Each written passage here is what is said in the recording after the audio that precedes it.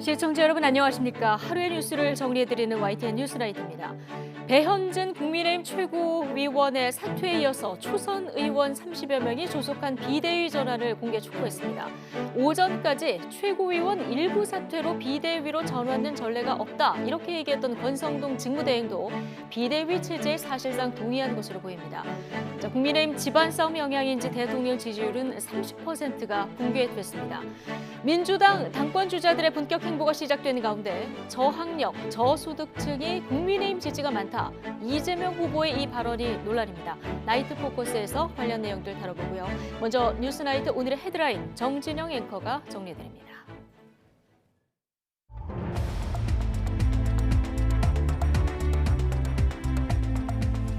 7월 29일 금요일 뉴스나이트 오늘의 주요 뉴스 정리해드리겠습니다.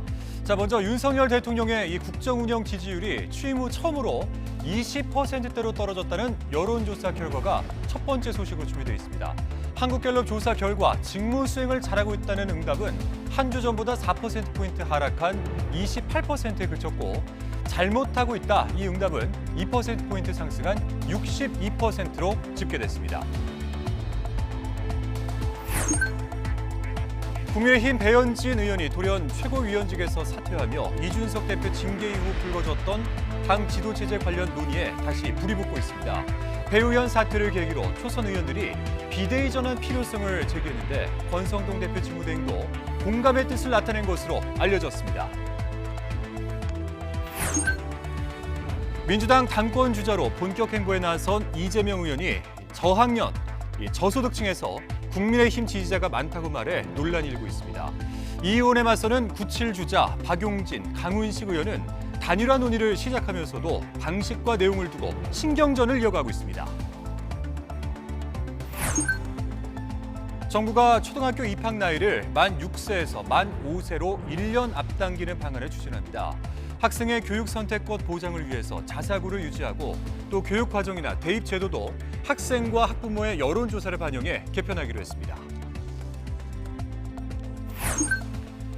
중고거래를 할 것처럼 접근해 돈만 받고 잠적하는 사기 사건이 최근에 잇따르고 있습니다.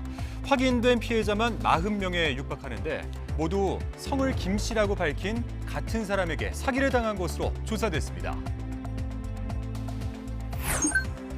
홍콩에서 남성 아이돌 그룹의 공연 도중 공중에 매달려 있던 대형 장치가 무대 위로 추락하는 사고가 발생했습니다.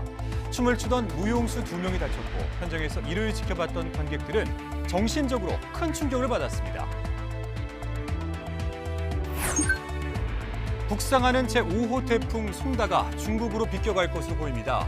하지만 태풍의 간접 영향으로 제주도에는 집중호우가 쏟아지고 내륙에는 35도를 넘는 폭염이 기승을 부릴 전망입니다. 윤석열 대통령의 국정 수행에 대한 긍정 평가가 취임 80여일 만에 20%대로 떨어졌습니다. 최근 경찰국 신설을 둘러싼 갈등도 영향을 미친 것으로 보이는데 윤 대통령은 오늘 지구대를 찾아 일선 경찰을 격려하고 중대본 회의를 주재하는 등 민생 행보를 이어가며 수습 방안을 고심하고 있습니다. 박석영 기자입니다. 치안 현장의 최일선 지구대를 찾은 윤석열 대통령. 과거 추억을 풀어내며 현장 경찰관들을 독려했습니다. 나도 학생 때 이렇게 술 먹고 집에 간다고 지나가다 보면 여기가 그냥 바글바글해. 많이 근무가 돼가지고 바깥에까지 대기하는 경우도 있어요. 아니 이 지구대가 옛날 파출소지 여기가 일이 엄청 많았는 걸 제가 알고 있어요. 아, 고생이 많습니다. 여름 휴가 이야기로 환담을 주고받기도 했습니다. 속초를 다녀왔습니다. 이제 강릉 속초도 아주 시설이 잘 돼 있어가지고 가보니까 외국 같습니다. 네. 커피도 많이 마셨어요. 네, 그럼요. 막국수도 먹었습니다. 다음 주 휴가를 앞두고 갑작스레 공지된 추가 일정인데 경찰국 신설을 둘러싼 경찰 내부 반발을 다독이기 위한 행보라는 해석이 나왔습니다. 이에 앞서서는 재확산세가 커지는 코로나19 대응 회의를 직접 이끌며 국민 불편 해소를 당부했습니다. 방역 당국은 검사 소의 부족, 검사 비용 부담과 같이 국민 불편을 해소하기 위한 대책을 꼼꼼하게 마련해 주시기를 당부드립니다. 대통령이 직접 민생을 챙기고 갈등을 해소하기 위해 나선 겁니다. 그러나 이런 노력이 무색하게 국정 수행에 대한 긍정평가는 28%대로 주저앉고 부정평가는 62%까지 높아졌습니다. 특히 경찰국 신설 논란과 이른바 문자 유출 파동이 부정평가 원인으로 새롭게 꼽혔습니다. 취임 80여일 만입니다. 대통령실 핵심 관계자는 지지율이 오르고 내리는 데는 복합적 의미가 있다며 참모들이 더 잘할 방법을 고민하고 있다고 말했습니다. 애초 하려던 것들을 묵묵히 해내다 보면 국민도 그 진정성을 알아줄 것이라고 덧붙였습니다. 일희일비하지 않겠다고 강조했지만 대통령실 내부적으로는 20%대라는 수치가 충격적이라는 반응입니다. 다음 주 대통령의 휴가 기간 동안 국정 동력을 다시 끌어올릴 방안 마련을 고심할 것으로 보입니다. YTN 박서경입니다. 국민의힘 배현진 최고위원이 최근 당내 혼란과 지지율 급락 등의 책임을 지겠다면서 전격 사퇴했습니다. 이를 계기로 당의 비대위 전환 필요성이 제기됐는데 권성동 직무대행도 여기에 공감의 뜻을 나타낸 것으로 알려졌습니다. 보도에 김태민 기자입니다. 국민의힘 최고위원회의가 끝난 뒤 배현진 최고위원이 스스로 취재진 앞에 섰습니다. 배 최고위원은 최근 당의 모습이 국민 기대에 못 미쳐 송구하다며 자진 사퇴로 그 책임을 지겠다고 말했습니다. 마땅히 책임져야 하고 끊어내야 할 것을 제때 끊어내지 않으면 더 큰 혼란이 초래된다고 생각합니다. 책임지는 모습도 보여드려야 할 때라고 생각합니다. 배 의원의 사퇴를 계기로 당내에선 권성동 직무대행 체제에 대한 회의적 반응이 터져나왔습니다. 권 대행이 최근 대통령과의 문자메시지 노출 등으로 논란의 중심에 선 가운데 정부 여당 지지율은 수직 낙하한 만큼 이대로는 안 된다는 주장입니다. 당 지지율도 계속해서 떨어지고 있고 대통령 지지율도 지금 엄청나게 낮아져 있는데 우리가 아무 일도 없었던 것처럼 그렇게 지나갈 수 있는 상황은 아니잖아요, 지금요. 뭔가 몸부림을 쳐야 될 일인데 너무 조용하지 않습니까? 초선 의원들은 당을 비상대책위원회 체제로 전환해야 한다는 의견을 모아 지도부에 전달했습니다. 초선 의원 과반인 32명이 이름을 올린 성명에는 원내대표가 잇따라 3번이나 사과하는 초유의 사태 속에 집권 여당이 정부의 개혁 동력을 위축시키고 있다는 날선 비판까지 담겼습니다. 이 같은 당내 요구가 빗발치면서 권성동 직무대행 역시 비대위 체제로의 전환 필요성 자체는 공감한 것으로 전해졌습니다. 국민의힘 당원 당규상으론 위원들의 추가 사퇴로 최고위 기능이 상실될 경우 당을 비대위 체제로 전환할 수 있습니다. 하지만 최고위 기능 상실에 대한 해석이 분분한 데다 대표 직무대행은 비대위원장 임명 권한이 없어 당원 당규를 개정해야 하는 문제가 남습니다. 징계 후 복귀를 노리는 이준석 대표 측 최고위원이 자진 사퇴할 뜻이 없다고 분명히 밝힌 것도 변수입니다. 이처럼 당 지도 체제를 둘러싼 혼란 속에 친윤계 핵심으로 꼽히는 장제원 의원은 다른 친윤 의원들과 만나 사퇴 추이에 대해 논의하는 모습이 포착되기도 했습니다. 오늘 워낙 많은 분들이 의원님 당 다녀가셔가지고 오늘 할 말이 없어요. 아까 뭐 김기현 의원님이나 내가 할 말 없다 그러니까 그것도 기사로 쓰더라고. 다른 의원님들이랑 뭐 좀 어떤 말씀 나누셨는지도 좀 궁금하고. 들었어요. 집권 여당 원톱으로 집중 조명을 받은 지 한 달도 안 돼 위기에 놓인 권성동 직무대행은 다음 주부터 당 중진들과의 만남을 이어가며 사퇴 해법을 위한 의견 수렴에 나섭니다. YTN 김태민입니다. 더불어민주당 당권주자로 본격 행보에 나선 이재명 의원이 저학력, 저소득층에서 국민의힘 지지자가 많다고 말해서 논란입니다. 97주자 박용진, 강훈식 의원은 단일화를 두고 신경전을 벌였습니다. 김승환 기자입니다. 8.28 전당대회 3파전에 막이 오른 가운데 대세론의 주인공인 이재명 의원은 빚진 게 없어 기득권의 공격을 당하고 있다고 주장했습니다. 다만 새 기회 요인이 될 거라면서 자신이 정치개혁 적임자라고 호소했습니다. 기득권에 빚진 게 없어서 지금도 모든 영역의 기득권으로부터 총공격을 당하고 있습니다. 이 의원은 적극 해명했던 대선 때와 달리 사법 리스크와 관련해 무대응으로 일관하고 있습니다. 대신 지지자들과 SNS나 라이브 방송 등을 통한 직접 소통에 주력하고 있는데 학력과 소득 수준이 낮을수록 국민의힘을 지지한다고 말해 논란입니다. 고학력, 고소득자들, 소위 부자라고 불리는 분들이 우리 지지자가 더 많습니다. 저학력에 저소득층이 국힘 지지가 많아요. 안타까운 현실인데 이제 언론 때문에 그러지. 이에 대해 너무나 노골적인 선민의식이자 정치 성향에 따른 갈라치기라면서 이분법의 정치를 반성해야 한다는 지적이 나왔습니다. 이 의원에 대한 견제 속에서 박용진 강훈식 의원은 단일화 군불대기에 나섰지만 아직 동상이몽입니다. 박 의원은 이를수록 어떤 방식이든 좋다고 말했지만 8월 3일 첫 당원 투표가 진행되기 이전에 진행되면 결론이 나면 가장 좋겠습니다. 강 의원은 이를 부정적으로 보면서 박 의원이 자신의 손을 들어주는 게 파괴력 있는 단일화라고 온도차를 보였습니다. 단일화를 이야기해야 될 시간보다는 그것은 열어놓고 논의하면 되는 것이고요. 비전을 이야기해야 되는 시간이라고 저는 생각합니다. 국민들에게 제 비전과 제 내용을 설명하지 못했는데 조금 가혹한 거 아닐까요? 실점을 최대한 줄여 대세론을 굳히려는 이재명 의원. 단일화를 통한 반전을 꾀하는 박용진, 강훈식 의원 간 치열한 기싸움은 8.28 전당대회 전까지 계속될 전망입니다. YTN 김승환입니다. 저소득층의 여당 지지자가 많다는 이재명 의원의 발언에 대해서 국민의힘은 국민 갈라치기 망언을 강력히 규탄한다고 밝혔습니다. 박형수 국민의힘 원내대변인은 오늘 논평에서 민주당을 지지하지 않는 국민을 저소득층으로 몰아가는 것도 저급한 발상이지만 국민을 학력과 소득으로 갈라치기 하는 것은 대선 후보는커녕 그 어떤 선출직 공직자로서의 자격도 없다고 비판했습니다. 이와 함께 이 의원은 국민을 폄훼하고 언론을 모욕한 발언에 대해서 국민 앞에 백배 사죄하라고 강조했습니다. 민주당 이재명 의원 배우자 김혜경 씨의 법인카드 유용 의혹과 관련해서 참고인 신분으로 경찰 조사를 받았던 남성이 최근 숨진 채 발견됐죠. 그런데 이 남성이 법인카드 바꿔치기 결제에 활용됐던 개인카드 소유자로 드러나면서 수사에 차질을 빚는 것 아니냐는 관측이 나오고 있습니다. 경찰은 여러 참고인 가운데 한 명일 뿐이라며 계획대로 수사를 마무리해 다음 달 중순 결과를 발표한다는 입장입니다. 송재인 기자입니다. 지난 26일 경기 수원시 자택에서 숨진 채 발견됐던 40대 남성 A씨. 극단적 선택을 한 거로 추정되는데 민주당 이재명 의원 배우자 김혜경 씨의 법인카드 유용 의혹 사건과 관련해 최근 경찰 조사를 받았던 사실이 뒤늦게 알려졌습니다.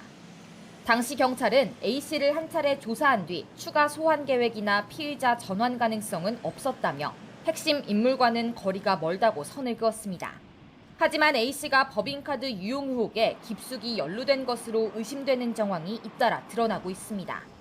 우선 A씨의 개인카드가 이른바 법인카드 바꿔치기 결제에 직접 활용된 것으로 확인됐습니다. 김혜경 씨 수행비서였던 핵심 피의자 배모 씨는 개인카드 여러 개로 음식값을 계산해뒀다가 나중에 취소하면서 경기도 법인카드로 재결제하는 방식을 활용했는데 여기에 A씨 카드가 포함된 겁니다. A씨는 배 씨와 가까운 지인 사이로 경찰 조사에서도 관련 사실을 직접 밝힌 바 있습니다. A씨는 또 지난해부터 경기도 산하 공공기관인 경기도 경제과학진흥원에서 비상임이사로 재직한 사실도 확인됐습니다.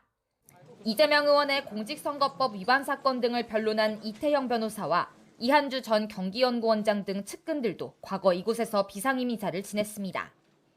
하지만 경찰은 여전히 A씨의 사망과 수사 연관성에 선을 긋고 있습니다. 직업이나 사적 관계는 조사 대상이 아니라며 변수가 없다면 다음 달 중순쯤 법인카드 유용 의혹 수사를 마무리 짓겠다는 방침도 재확인했습니다. 앞서 경찰이 이례적으로 수사 결과 발표 시점을 예고하면서 정치권에서 파장이 일고 있는 상황. 불과 일주일 만에 사건에 연루된 참고인까지 돌연 숨지면서 법인카드 유용 의혹 수사를 둘러싼 논란은 쉽게 가라앉지 않고 있습니다. YTN 송재인입니다. 최재해 감사원장이 올해 하반기에 고위공직자범죄수사처, 이른바 공수처에 대한 감사에 착수하겠다고 밝혔습니다. 권익위 그리고 방통에 이어서 이번에는 공수처까지 감사 대상에 올리자 민주당은 표적 감사라고 반발하고 있는데요.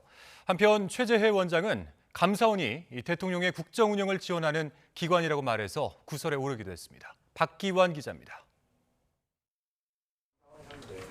국회 법제사법위원회에 출석한 최재해 감사원장은 올해 하반기 고위공직자 범죄수사처에 대한 감사를 예고했습니다. 공수처에 대한 감사도 필요하다고 생각하는데 어떻게 생각하십니까? 예, 안 그래도 올 하반기에 기관 운영 감사를 착수할 생각을 갖고 있습니다. 국민의힘은 감사 정당성을 주장한 반면 민주당은 윤석열 대통령이 대선 때부터 공수처 개혁을 공약했던 만큼 또 한 번 코드 맞추기, 표적 감사로 의심하고 있습니다. 기관장 사퇴 문제와 엮인 KDI와 국민권익위원회, 방송통신위원회 감사와 연결돼 있다는 겁니다. 정권의 시각에서 과거를 무차별 뒤지겠다 이렇게 읽고 있습니다. 이거야말로 청부, 표적, 작전이죠. 감사원이 이렇게 해서 되겠습니까? 여기에 독립성과 중립성이 보장된 감사원의 역할에 대한 최재해 원장의 발언을 두고도 논쟁이 붙었습니다. 감사원은 대통령이 국정 운영을 지원하는 기관입니까? 아닙니까? 지원하는 기관이라고 생각합니다. 첫 질문부터 제가 좀 너무 어이가 없습니다. 여당 소속인 김도읍 법사위원장이 부랴부랴 진화에 나섰지만 역시 비슷한 취지의 답변이 이어졌고 답변을 충분하게 못하신 것 같은데 대통령 국정 운영을 지원하는 역할이라고 발언하셨습니까? 대통령이 국정을 잘 운영하도록 감사원이 도와주는 그런 역할을 하는 기관이냐 이렇게 받아들여서 그렇다고 말씀을 드렸습니다. 여당 의원들이 뒤늦게 수습하느라 진땀을 뺐습니다. 다른 권력으로부터 독립해서 감사원을 잘 운영하는 것이 대통령의 국정 운영을 돕는 것입니까? 그렇게 생각하고 그런 취지로 아까 답변하신 것입니까? 예, 그렇습니다. 감사원의 전 정권을 겨냥한 전방위 감사에 표적 감사 논란이 확산하면서 감사원을 둘러싼 여야 공방은 한동안 계속될 것으로 전망됩니다. YTN 박규환입니다. 행정안전부에 신설되는 경찰국 초대 국장으로 비경찰대 출신 김순호 치안감이 확정됐습니다. 행정안전부는 이상민 행정안전부 장관이 오늘 김 치안감을 경찰국 국장으로 임명했다고 밝혔습니다. 김 치안감은 광주 출신으로 광주고와 성균관대 정치외교학과를 졸업했으며 지난 1989년 경장특채로 경찰이 됐습니다. 김 치안감은 경찰청 보안과장과 서울지방경찰청 보안부장, 경기수원 남부경찰서장 등을 지냈고 현재 경찰청 안보수사국장이자 윤익은 경찰청장 후보자 인사청문회 준비단장을 맡고 있습니다. 국회 행정안전위원회 소속 국민의힘 의원들이 더불어민주당을 향해 윤익은 경찰청장 후보자 인사청문회 실시에 협조를 하고 촉구했습니다. 의원들은 오늘 국회에서 기자회견을 열고 민주당의 증인 채택 고집으로 청문회 개최가 어려움에 처했다고 밝혔습니다. 이어서 치안 공백을 최소화하고 14만 경찰 조직을 이끌어 나갈 수장의 임명이 시급한데도 민주당은 오직 경찰국 정쟁화에만 몰두하고 있다고 비판했습니다. 더불어민주당 소속 형사사법체계개혁특별위원회 위원들은 경찰국 설치가 법률적 근거 없이 경찰을 통제하려는 시도라며 강력 비판했습니다. 민주당 형사사법체계개혁특위 위원들은 오늘 국회에서 회의를 열고 국민이 반대하고 있는데도 윤석열 정부가 무리하게 추진하고 있다며 이같이 밝혔습니다. 박홍근 원내대표는 여론조사를 보면 경찰은 물론 국민 10명 가운데 6명이 반대하고 있고 대통령 국정운영 긍정평가도 28%로 집계됐다며 시행령 꼼수 통지를 중단하라고 촉구했습니다.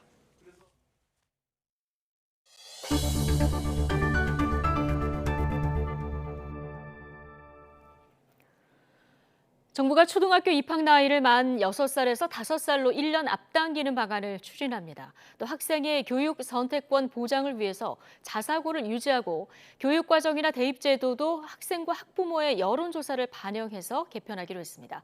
새 정부의 교육부 업무보고 내용 신현준 기자가 정리했습니다.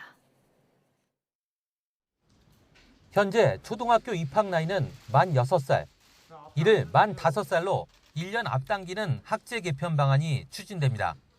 다만 개편은 충분한 사회적 논의를 거친 뒤 오는 2025년부터 시행한다는 방침입니다. 일시에 시행하면 만 5살과 6살 아동이 한꺼번에 입학해 혼란이 생길 수 있는 만큼 4년에 걸쳐 점진적으로 앞당기는 방안을 검토하고 있습니다. 지역이나 가정 여건으로 인해 발생하는 출발선상의 교육 격차를 조기에 국가가 책임지고 해소하기 위해 취약 연령 하향에 대한 논의는 꼭 필요한 일이라고 생각합니다. 영유아 보육과 교육을 통합하는 방안도 추진합니다. 현재 6살 미만 영유아 보육은 어린이집에서, 3살부터 취학 전 아동 교육은 유치원에서 나눠서 맡고 있는데, 이를 통합하고 교육을 강화해 태어날 때부터 교육 격차를 해소하겠다는 취지입니다. 해묵은 과제인 만큼 유보통합 추진단을 만들어 실행력을 확보하기로 했습니다. 교육체계는 수요자, 즉 학생과 학부모의 의견을 존중해 개편합니다. 학교 교육의 다양성과 학생의 선택권을 보장하기 위해 자사고를 유지하는 고교체제 개편 세부 방안을 올해 안에 마련하고, 대입제도나 교육과정도 학생과 학부모 2만 명의 설문조사를 한 뒤 바꾸기로 했습니다. 교육에 있어서 다양성이 매우 중요합니다.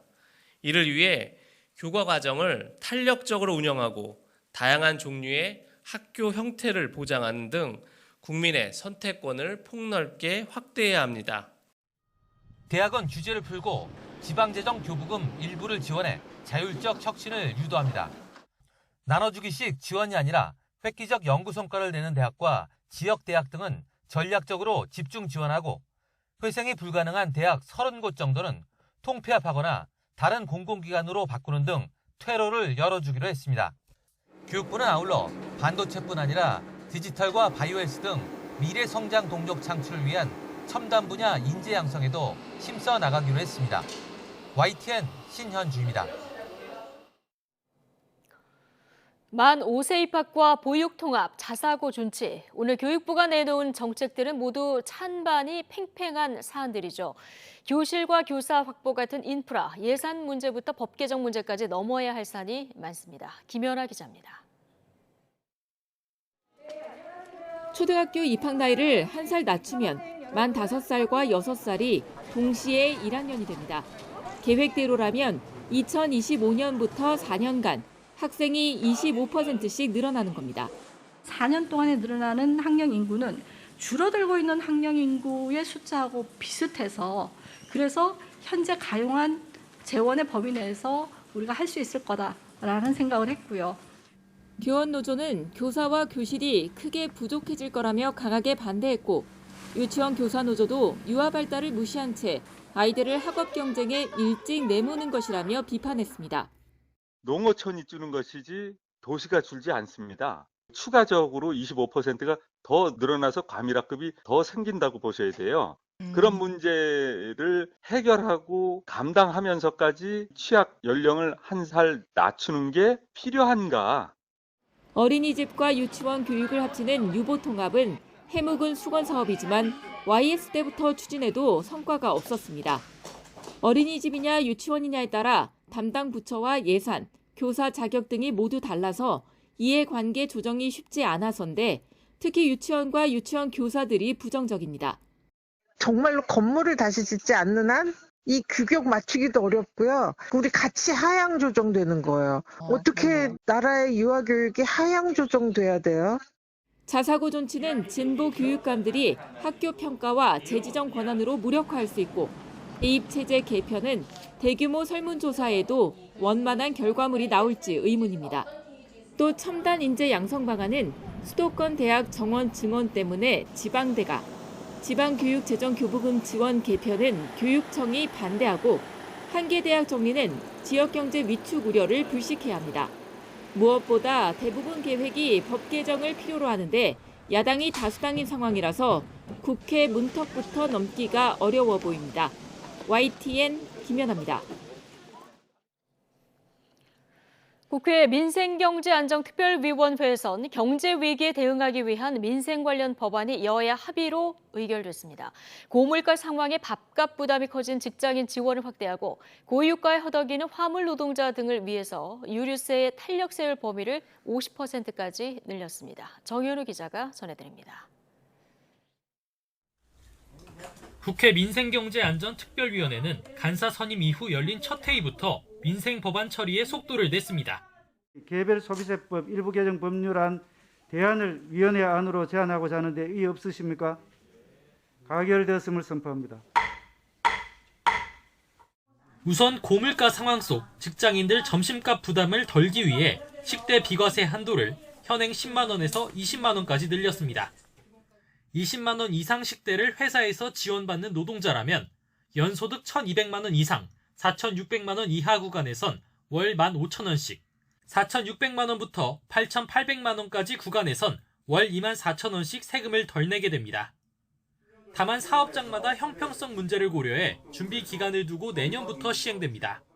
이미 20만 원을 식대로 지급하는 기업들도 있습니다. 그럴 경우에는 즉각적으로 비과세 혜택이 적용이 되고, 근데 임금은 이제 10만 원을 인상해야 하는 B급의 어떤 기업 같은 경우에는 내년 1일에나 비과세 혜택을.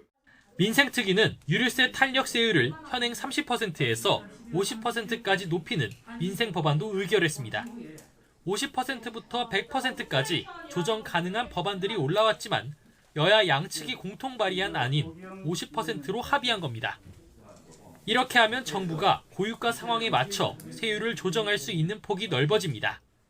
최소 1,800원대 이하로 우리 국민들이 경유나 휘발유를 공급받을 수 있도록 하는 그런 정책적 효과를 낼 수 있도록 하는데 우리 기재부가 조금 더 노력을 해야 될 것 같은데. 적용 기한은 오는 2024년까지. 법 개정 이후 상황도 종합적으로 고려해 정부가 세율을 조정한다는 부대 의견도 달린 만큼 곧바로 세율이 주는 건 아닙니다. 오랜만에 뜻을 모은 여야는 납품단가 연동제, 안전운임제 일몰제 폐지 등 다른 민생 법안 논의에도 속도를 내기로 했지만 일부 이견이 커 실제 합의에 이를지는 좀 더 지켜봐야 할 것으로 보입니다. YTN 정현우입니다. 금리 인상과 대출 규제 강화에 건설 자재 가격 상승 등이 겹치면서 부동산 시장도 직접 영향을 받고 있습니다. 전국 주택 매매량이 크게 줄었고 서울 악성 미분양 주택은 지난달보다 5배 증가했습니다. 최기성 기자입니다. 1,000세대가 넘게 입주해 있는 서울 한 아파트 단지입니다. 전용 면적 59제곱미터 매매 물건이 20건 정도 올라와 있지만 마지막 거래는 지난 4월입니다. 매수문의가 없어요. 그러니까 거래가 안 되지. 매도문의만 많이 있어요. 좀 됐어요. 작년도 거의 한 7월까지 거래가 감소되기 시작해가지고 금매물만 조금 팔리고. 거래 가뭄은 전국적 현상입니다. 올해 상반기 전국 주택 매매량은 31만여 건으로 지난해 같은 기간 55만 9천여 건과 비교해 44.5% 감소했습니다. 지난 5년 동안 가장 낮은 수준입니다. 수도권은 지난달보다 4,600여 건, 지난해 같은 달과 비교하면 절반 가까이 감소했습니다. 서울과 지방도 지난해 같은 시기보다 각각 5,100여 건과 18,000여 건 줄었습니다. 서울 아파트 매매 수급지수 역시 12주 연속 떨어졌습니다. 100 이하면 집을 팔 사람이 살 사람보다 많다는 뜻인데 이번 주 85를 기록했습니다. 2019년 7월 83.1을 기록한 이후 3년 만에 최저 수치입니다. 주택 가격이 상승할 것 같지 않다.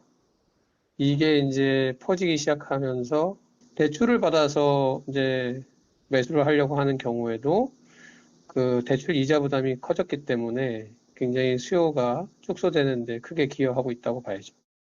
미분양 주택 역시 증가세입니다. 전국 미분양 주택은 2만 7천여 호로 지난달보다 2% 증가했는데 수도권의 미분양 주택은 4,400여 호로 한 달 사이 25.1% 늘어났습니다. 악성 미분양으로 불리는 중공후 미분양도 전국적으로 7,100여 호로 지난달보다 4.4% 증가했습니다. 특히 서울의 중공후 미분양은 한 달 사이 5배 이상 폭증했습니다. 주택시장 가격 상승 전망이 불투명해지고 또 급증한 대출이자 부담에 아파트 청약에 대한 수요자의 관심이 예년보다는 주춤한 상황입니다. 향후 미계약이나 미분양 물량이 점차 증가할 것으로 예상되고 있습니다. 거래 가뭄이 이어지고 있는 가운데 전월세 거래에서 월세가 차지하는 비중은 올해 상반기 51.6%로 관련 통계를 집계하기 시작한 2011년 이후 처음으로 절반을 넘었습니다. YTN 최기성입니다. 네, 7말 8초 이제 본격적인 휴가철입니다. 그런데 동부고속 파업이 나흘째 이어지면서 서울에서 강원도로 향하는 고속버스 운행이 차질을 빚고 있습니다. 아직 대란까지는 아니지만 이 버스 배차가 평소 절반까지 줄어들어서 여행객들 불편이 불가피할 전망입니다. 김태원 기자입니다. 경기 여주와 충북 제천행 버스가 들어오는 탑승장이 텅 비어 있습니다. 매표소 전광판엔 동해와 삼척으로 향하는 시간표가 빈칸입니다. 나흘째 이어진 파업으로 동부고속이 담당했던 주요 노선 운행이 중단된 겁니다. 버스 문이 굳게 잠기고 운전석 앞에는 파업 피켓이 놓였습니다. 파업에 참여한 동부고속버스 140여 대가 이렇게 멈춰섰습니다. 서울고속버스 터미널에서 강원도로 가는 버스 운행은 절반으로 줄었고 동서울이나 남서울 터미널에서 출발하는 시외버스 등을 모두 합쳐도 파업 전과 비교해 노선별로 최대 70% 수준까지 떨어졌습니다. 경기 여주와 용인, 강원 동해와 삼척 등 동부고속이 단독으로 담당했던 구간은 서울고속버스 터미널에서 운행이 사실상 중단됐습니다. 다른 터미널에서 출발하는 시외버스를 예약하거나 대체 교통편을 찾아봐야 하는 겁니다. 이 때문에 휴가철을 앞두고 표를 구하려는 시민들은 물론 일정 때문에 표를 바꿔야 하는 승객들도 큰 불편을 겪었습니다. 집에 무슨 가족 모임 행사가 있어가지고 어떻게 여주 이천을 가기로 했는데 갑자기 차 표를 끊으러 오니까 파업한다 그래가지고 길어야 30분 기다려서 금방 표를 끊고 갔는데 지금 당황스럽네요. 토요일에 양양에서 경북 고속터미널로 오기로 했는데 그게 취소돼서 동부고속이 파업해서 문자로 취소가 된다고 해서 동서울 터미널로 바꿔서 예매를 했어요. 동부고속 기사들은 지난 2년 동안 코로나19 여파로 임금이 동결됐는데 올해도 사측이 동결안을 제시한 데 반발해 지난 26일 파업에 돌입했습니다. 하지만 협상은 파업 시작부터 줄곧 멈춰 있어서 고속버스를 이용하려는 휴가철 여행객들의 불편은 당분간 이어질 전망입니다. YTN 김태원입니다.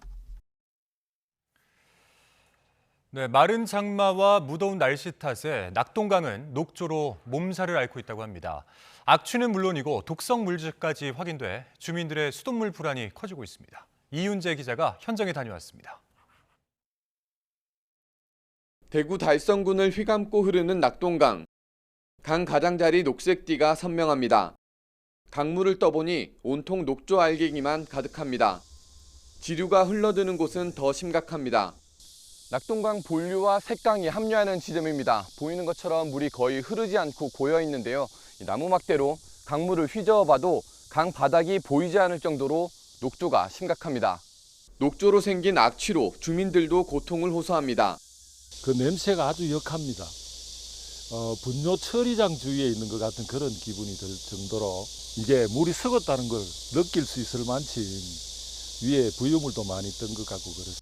녹조가 확산하면서 마이크로시스틴이라는 독성 물질도 확인됐습니다. 마이크로시스틴은 200여 가지로 세분할 수 있는데 이 가운데 일부는 간이나 신장 등에 영향을 주는 거로 알려졌습니다. 녹조가 더 심할 때 그때 수돗물을 채취하면 WHO 기준 1ppm도 넘어갈 수 있다. 그래서 대단히 심각한 상황으로 보고 있습니다. 하지만 환경당국은 마이크로시스틴은 종류별로 독성의 차이가 있고 WHO, 즉 세계보건기구 기준에 맞춰 인체에 유해한 4가지 종류를 정밀 분석한 결과 기준치 이하로 검출됐다고 설명했습니다. 그런 만큼 수돗물 안전에도 문제가 없다는 입장입니다. 정수 처리 공정에 여러 가지 이제 투자를 좀 많이 해서 현재 그 고도 정수 처리 시설을 좀 운영을 하고 있습니다. 그래서 시민들이 음용하시는데 전혀 문제가 없도록 그렇게 좀 운영을 해 나가고 있다는 말씀을 드리겠습니다. 일찍부터 기승을 부린 더위에 평년보다 적은 강수량 탓에 녹조는 예년보다 빠르게 또 넓게 확산했습니다.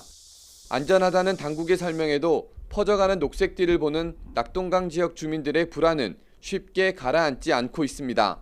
YTN 이윤재입니다. 네, 중고거래 하실 분들 이번 뉴스 잘 보셔야겠습니다. 최근 중고거래 사이트와 앱에서 물건을 받지 못하고 돈만 떼이는 피해 사례가 속출하고 있습니다. 불과 며칠 새 확인된 피해자만 40명이고 누적 피해액은 1,400만 원에 달하는데요. 그런데 모두 같은 이름을 가진 판매자에게 당한 것으로 조사 결과 드러났습니다. 윤성훈 기자입니다. 사진작가인 A씨는 지난 25일 중고거래 사이트에서 시세보다 수십만 원 싼 카메라를 발견했습니다. 누가 먼저 가져갈까 급한 마음에 곧바로 연락했더니 판매자가 선입금을 요구했습니다. 판매 물품에 휴대전화 번호를 적은 메모를 붙여 인증해주는 걸 보고 계좌로 150만 원을 보냈지만 그 뒤로 연락이 끊겼습니다. 전라도에 거주해 직거래가 힘들다던 판매자의 블로그를 들어가 보니 전혀 다른 사람이 나왔습니다. 한의원을 인천에서 운영 중인 아저씨가 한 분이 떠서 그때 이제 사기를 확신했습니다. 20대 대학생 B씨도 무선 이어폰을 사려다가 비슷한 사기를 당했습니다. 돈을 입금하면 물품을 보내준다는 말이 의심스럽긴 했지만 예전 거래 목록을 살펴보니 애견 물품 등을 많이 거래하던 주부처럼 보였고 거래 후기도 좋았던 터라 믿고 45만 원을 입금했지만 곧바로 잠적했습니다. 누나 별점이 좋은 계정을 해킹을 해서 그 계정을 가지고 범행을 저지른 후 바로 계정을 탈퇴해버리는 수법을 쓰는 것 같습니다. 두 사례 모두 돈을 입금받은 계좌의 주인은 1995년생 김모 씨. 나흘 동안 같은 사람에게 당한 피해자가 전국 각지에서 40여 명에 달합니다. 피해 신고 접수 사이트에 등록한 사례만 31건으로 누적 피해액은 1,400만 원이 넘습니다. 판매자 김 씨는 여러 아이디를 이용해 중고거래 앱과 사이트에 판매글을 올렸는데 노트북과 태블릿 PC, 카메라 등 비싼 물품이 많습니다. 구매자들의 요구에 맞춰 휴대전화 번호와 신분증 사진을 보내거나 직접 영상통화를 하기도 하고 허위 택배 송장까지 보내주며 신뢰를 쌓았습니다. 선입금을 유도할 때는 주로 0800과 4312로 끝나는 카카오뱅크 계좌를 이용한 거로 확인됐습니다. 전국 경찰서 10여 곳에 신고가 접수된 가운데 가장 먼저 사건을 접수한 성북경찰서는 김 씨의 주소 등을 특정하는 데 주력하고 있습니다. 김 씨의 정확한 거주지 등이 확인되면 관할서로 사건을 병합해 본격적인 수사를 진행할 예정입니다. YTN 윤성훈입니다. 다음은 코로나 관련 소식입니다. 이 코로나19 재유행 확산세에 위중증과 사망 피해가 급증하고 있습니다. 정부는 치료가 늦어지지 않도록 전담 병상을 재가동하고 또 먹는 치료제 추가 확보와 처방 간소화에 나서기로 했습니다. 이형원 기자입니다. 코로나19 유행이 확산하면서 피해도 커지고 있습니다. 위중증 환자는 234명으로 전날보다 30명 넘게 급증했고 숨진 환자도 35명으로 하루 전보다 10명이나 늘었습니다. 모두 지난 5월 말 이후 2달여 만에 최다를 기록한 건데 확진 규모 자체가 커지면서 60살 이상 고령층 비율이 늘어난 영향이 컸습니다. 아직 의료체계 여유가 있지만 정부가 하루 30만 명 확진에 대비해 병상을 확충하는 등 피해 최소화 전략에 집중하기로 한 이유입니다. 지난주에는 1,435개 병상에 대하여 행정명령을 발령하였습니다. 현재는 810개의 병상이 준비를 완료하고 있습니다. 또 고위험군이 감염 이후 중증으로 진행하는 것을 막기 위해 먹는 치료제를 충분히 확보하기로 했습니다. 현재 먹는 치료제 보유량은 75만 5천 명분인데 하루 30만 명 발생을 전제로 오는 10월까지 대응 가능하다는 게 정부 설명입니다. 다음 달 초까지 94만 명분 추가 구매를 완료하는 한편 처방 절차도 간소화하기로 했습니다. 환자 관리 시스템을 통해서 보호 중인 처방자 대상자 정보 입력 단계를 생략하여 의료기관의 처방 절차가 간소화됩니다. 치료제 공급 약국도 8월 1주 2,000개소로 확대하여서 이외에도 고위험군이 집중된 요양병원 등 감염 취약시설 대면 면회 제한과 종사자 선제 검사 확대 조치를 앞당겨 시행하는 한편 다음 달부터는 정신요양시설까지 의료기동 전담반을 확대해 진단과 치료가 늦어지지 않도록 한다는 방침입니다. 한편 현재 코로나19 치명률이 0.06%까지 낮아진 데는 백신 접종이 가장 주요했다며 고위험군의 4차 접종을 거듭 당부했습니다. YTN 이영훈입니다.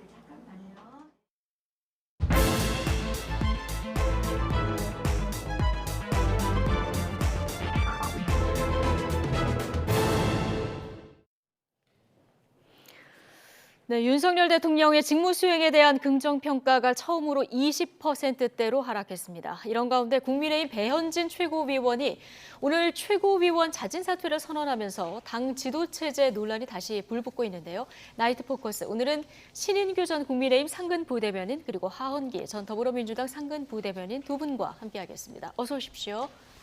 안녕하십니까. 윤석열 대통령 직무 수행 평가 지금 취임 80여일 만에 20%까지 떨어졌습니다. 굉장히 이례적인 상황인데 집권 여당 입장에서 20%대의 여론의 무게 이거 어떻게 보고 계십니까? 상당히 굉장히 이례적인 지금 상황으로 받아들이고 있고 또 국민들의 민심이기 때문에 굉장히 저는 무겁게 받아들여야 된다고 생각을 합니다. 원래 지지도 30%대가 상당히 좀 중요한 분기점으로 보통 분석을 하는데요. 이제 28%대에 진입을 했기 때문에 지금 이 부분에 대해서는 어떻게 보면 국정 운영 전반적인 지금 국민들의 부정적인 여론이 높아졌다 이렇게 평가할 수가 있고 뭐 그 원인으로야 뭐 여러 가지가 있습니다만은 지금은 굉장히 좀 위중한 상태다. 일단 저는 이렇게 평가를 하고 싶습니다. 예. 지금 그래프를 보고 계시지만 6월 첫 주부터 2달 동안 보면은 이제 완벽한 X표를 그리고 있고요. 부정과 긍정 평가 오늘 나온 여론조사를 보면은 34%포인트에 달하거든요. 지금 저희가 밑에 그 부정평가에 영향을 미칠 만한 이슈들을 쭉 이렇게 나열을 해봤는데 어떤 영향이 가장 컸을 거라고 보십니까? 얼마 전에 있었던 그 대통령과 권성동 원내대표의 문자 내용에 보면 이렇게 적혀 있습니다. 우리 당도 잘하네요. 계속 이렇게 해야 이렇게 적혀 있거든요. 근데 그때 시기에 이미 부정평가가 계속 치솟고 있는 중이었고요. 그다음에 지지율이 하락하고 있는 중이었는데 보수 지지층조차 이탈하고 있는 상황이었습니다. 근데 대통령의 인식은 계속 이렇게 해야라고 하는 겁니다. 그러면은 지금 국민은 물론이고 보수 지지층조차 시그널을 보내고 있는 상황에서 대통령은 이거 잘하는 거다. 계속 이렇게 하자라고 하면 유권자 입장에서는 심기가 건드려질 수밖에 없지 않겠습니까? 변할 생각이 전혀 없는 상황이구나가 반영이 돼서 20%대까지 내려갔다. 저는 이렇게 분석하고 있습니다. 인식의 변화가 없었던 부분이 지지율을 끌어내는 가장 큰 원인이었다. 구체적인 어떤 내용보다는 그렇게 보시는 거군요. 예, 왜냐하면 보수 지지층의 콘크리트는 20%대가 맞아요. 24, 25%대가 맞거든요. 근데 거기까지는 보통 잘 안 내려갑니다. 그 전에 지지율로 시그널을 주면 어쨌든 고쳐보려고 시도를 하는 겁니다. 윤석열 대통령이 그럴 시도를 안 했냐 하면 그렇지는 않습니다. 이를테면 김건희 여사가 뭐 행보를 좀 중단한다던가 이런 시도를 했으나 지금 진짜 속마음이 드러난 거죠. 겉으로는 뭐 당무에 관여 안 한다, 이준석 대표 안타깝다 이렇게 얘기를 했지만 실제로 그 사석에서는 왜 가감없이 자기 속마음이 드러나지 않겠습니까? 우리 잘하고 있는 거고 윤석 대표 뭐 그만두게 된 거 뭐 잘 된 일이다 이런 식으로 지금 얘기하고 있으니까 보수 지지층에서도 이 사람들이 우리가 얘기하는 것들을 요구사항을 수용할 생각이 없는구나, 변할 생각이 없구나라는 게 반영되면서 20%대까지 내려갔다. 저는 이렇게 생각하고 지금 있습니다. 지지율 그래프를 보시면 저희가 이제 표시를 했습니다만은 6월 둘째 주에서 셋째 주 사이에는 김건희 여사가 이제 봉화마을을 방문했는데 그때 이제 동행한 사람이라던가 팬클럽 같은 이제 비선 논란이 좀 있었고요. 6월 그 다섯째 주에서 7월 첫 주 사이에는 김승희 보건복지부 장관이 이제 논란 끝에 낙마를 했고 박순애 사회부총리는 이제 임명이 강행이 된 이런 이슈가 있었습니다. 그리고 7월 첫째 주에서 둘째 주 요 사이에는 이준석 대표의 윤리위 징계가 있었고 그리고 얼마 전이죠. 이상민 행안부 장관의 쿠데타 발언, 그 경찰국 설치와 관련해서 이게 있었고요. 그리고 권성동 국민의힘 당대표 직무대행 문자 노출이 있었는데 갤럽 여론조사를 보면 그 질문을 던질 때 어떤 그 문항을 주는 게 아니라 주관식 답변을 이끌어내는데 부정평가 이후에 이번에 경찰국 신설하고 문자 파동이 들어갔는데요. 특히 갤럽 여론조사 기간이 이 권성동 직무대행 휴대폰 속 그 문자 파동 이슈가 불거진 기간하고 겹쳐요. 이 영향이 좀 이번에 4%포인트를 끌어내린 그 영향의 직격탄이라고 볼 수 있을까요? 이게 지금 지지율이 6월 말부터 이렇게 지금 데드크로스가 된 이후에 이제 이준석 대표에 대한 윤리위의 무리한 징계 이런 부분에 대해서 많은 문제 제기가 있었습니다. 그러고 나서 이제 30%대를 조금 사수하면서 일부 반등 내지는 지지층 결집하는 현상까지도 나왔었거든요. 그래서 이제 하락세가 멈췄다. 지난주까지는 이런 분석도 나왔었거든요. 예, 그럼에도 불구하고 이런 경찰국 같은 이슈는 사실 비대해진 경찰에 대한 견제와 균형 이런 측면에서는 경찰국에 대해서 국민 여러분들께서 많은 지지를 보냈던 것도 사실입니다만은 여기에 대해서 이제 이상민 행안부 장관이 그런 쿠데타 발언이라는 것을 통해서 이제 국민들의 좀 정서를 자극한 부분이 분명히 있을 것이고요. 그것만 가지고는 저렇게 4%씩 한 주 만에 지지율이 빠진다라는 것이 설명이 잘 되지 않습니다. 그래서 아무래도 제 생각에는 이 부분에 대해서는 그 문자 논란, 이게 굉장히 저는 컸다고 보는데요. 여기에 대해서는 뭐 여러 가지 의미가 있을 겁니다. 아무래도 대통령의 문자가 외부로 공개된 것이 처음이기 때문에 국민 여러분들께서 많이 놀라신 것도 있을 것이고, 그 안에 내용이 뭐 여러 가지가 있었습니다만은 소위 말하는 그 내부 총질이라는 단어 자체가 상당히 네. 부정적인 어감이고, 또 거기에 대한 것이 사실은 윤리위가 지금 무리하게 징계를 했다라는 그 여론 속에서 이것이 같이 복합적으로 해석이 좀 되기 시작했던 것도 있는 것 같고요.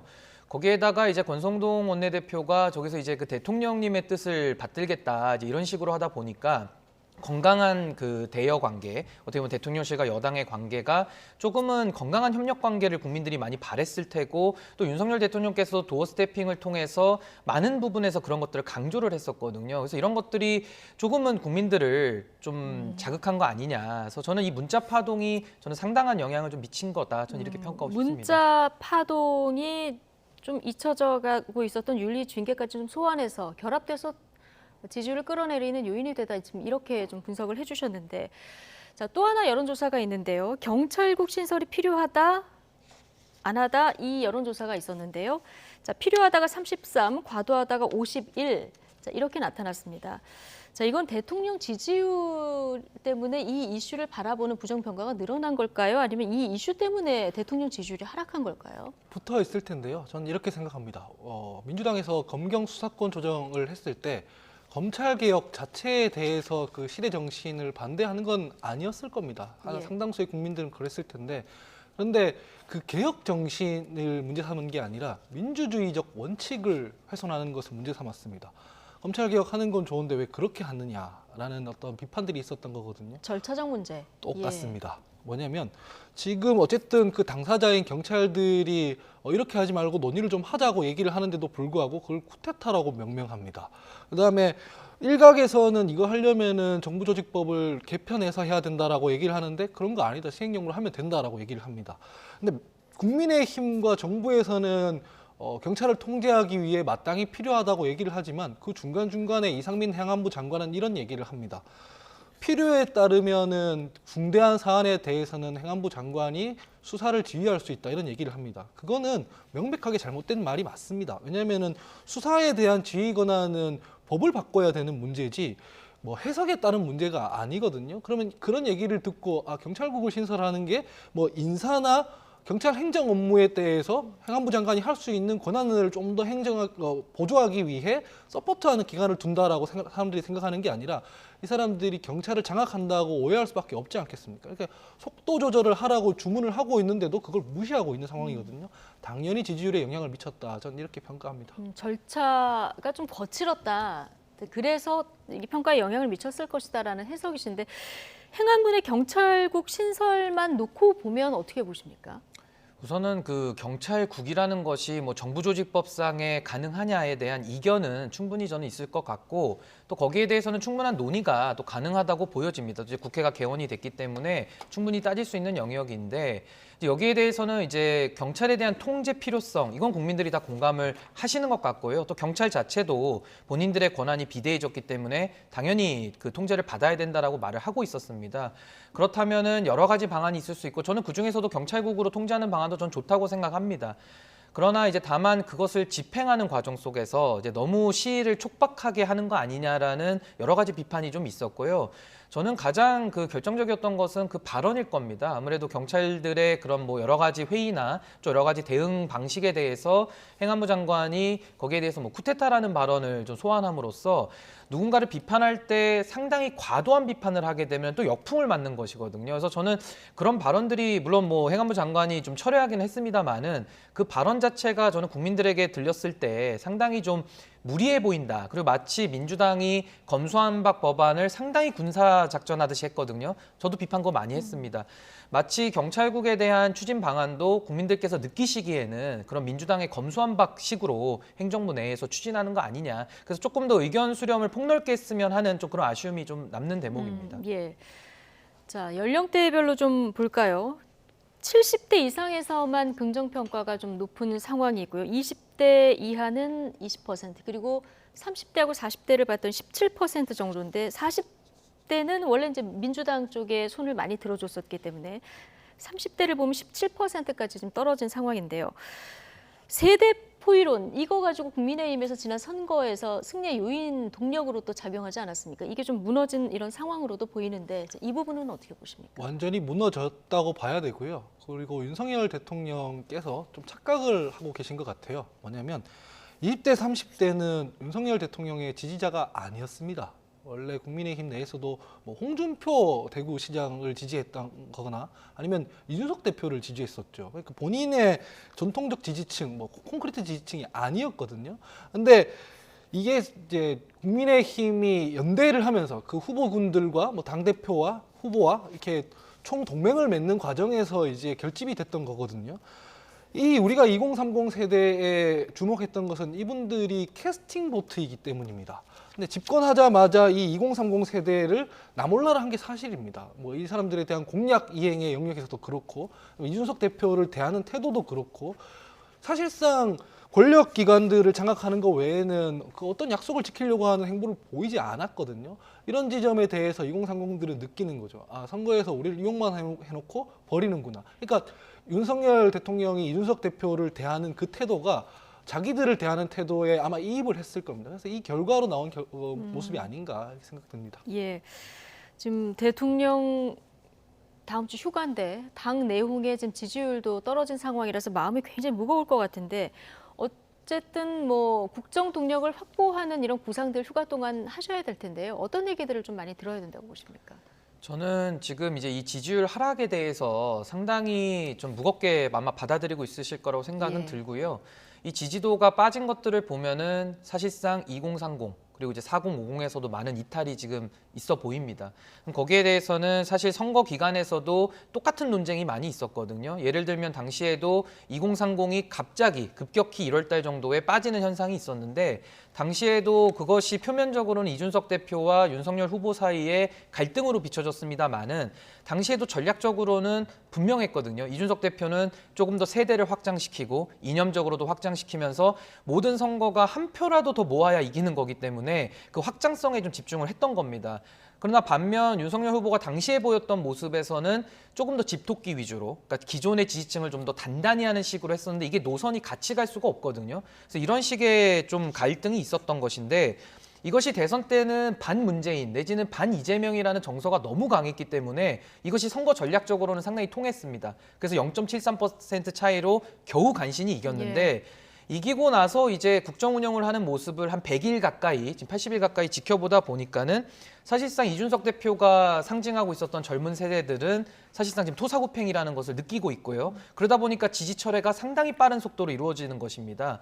그래서 저는 이 부분에 대해서는 조금 국정 운영에 있어서 균형성을 좀 상실한 거 아니냐. 여기에 대해서는 좀 돌아보시는 부분이 있어야 될 것 같고 또 휴가 기간에는 여러 가지 국정 현안으로부터 떨어져서 좀 어떻게 보면 성찰을 좀 할 수 있는 시간이기 때문에 전 이 시간에서는 뭔가 좀 해결책을 좀 만들어내셔야 된다. 전 이렇게 봅니다. 네. 자, 이런 가운데 오늘 국민의힘 배현진 최고위원이 최고위원 자진 사퇴를 선언했습니다. 당 지도체제 논란에 다시 불이 붙었는데요. 관련 발언 듣고 오시겠습니다. 배현진 최고위원이 사퇴한다는 말씀이신가요? 전 들어본 바가 없습니다.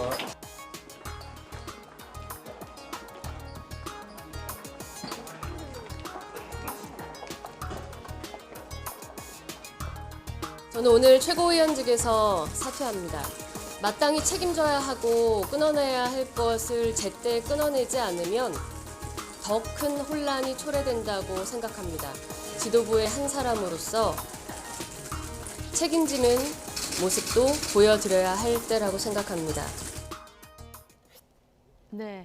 아침 회의 끝나자마자 사퇴 선언을 했는데 지금 들어보시면 끊어내야 할 것 이렇게 표현이 나오는데 이거는 권성동 대표 직무대행 체제를 말하는 것 같고요. 이거는 결국 이제 비대위로 전환하자 이 얘기 아니겠습니까? 지금 뭐 사실 이준석 대표를 그 윤리위라는 사실상 굉장히 좀 이례적인 형태로 이제 당무 정지를 시킨 상태 아니겠습니까? 당에서 가장 중요한 것이 지도 체제인데 지금 선거를 두 번의 연거푸 승리를 이루고 나서 지금 지도 체제를 완전히 지금 붕괴시킨 상황이 돼버렸습니다. 그래서 여기에 대해서는 사실 당내에서 뭐 여러 가지 지금 각자의 이해관계에 따라서 뭐 조기 전대를 주장하는 분도 있고요, 또 비대위를 주장하는 분도 있습니다만은 이미 이 부분에 대해서는 그 사고가 터지고 나서 당의 그 기조국이라고 있습니다. 예. 그 기조국에서 유권 해석을 내려가지고 이것은 명백한 사고다. 그렇기 때문에 사고는 그 당대표에 대해서 직무대행이라는 이름을 부르거든요. 예. 그래서 이거는 권리가 아니기 때문에 권한대행이 아니고 직무대행이라고 이미 결론을 내렸고 또 의원총회에서도 직무대행이라는 것을 추인을 했습니다. 근데 사실은 의원총회에서의 그런 뭐 추인이나 이런 것도 상당히 중요하지만은요. 모든 당이라는 것이 법과 원칙, 그것이 사실 당원 당규거든요. 이 당원 당규에 따라서 운영이 돼야 되기 때문에 사실은 이 부분에 대해서는 명백한 이제 직무대행 체제로 봐야 되는 것이 맞다. 저는 이렇게 봅니다. 예. 권리일 때는 권한대행, 사고일 때는 직무대행. 국민들이 굉장히 어려운 내용까지 지금 알게 된 상황인데, 자 어쨌든 이준석 대표 징계에 대해서 국민의힘 당내에서는 좀 이례적이다 이렇게 보시는 시각도 있고 이게 정당하다 이렇게 보는 시각도 있기 때문에 이걸 좀 말씀드리고 제가 지나가도록 하고요. 자. 배현진 최고위원 사퇴를 이제 혼자 결정을 했을까? 이 부분에 대해서 궁금증을 가지시는 분들 많은데 어떻게 보고 계십니까? 저는 사실 좀 뜬금없잖아요. 국민들 입장에서는 왜 사퇴를 하는 건지도 지금 모르겠고, 시점에? 예, 지금 예. 시점에서 왜 사퇴를 하는 건지도 모르겠고, 마땅히 끊어내야만 하는 것이 무엇인지도 모르겠고, 책임을 져야 된다는 것을 명확하게 말도 안 합니다.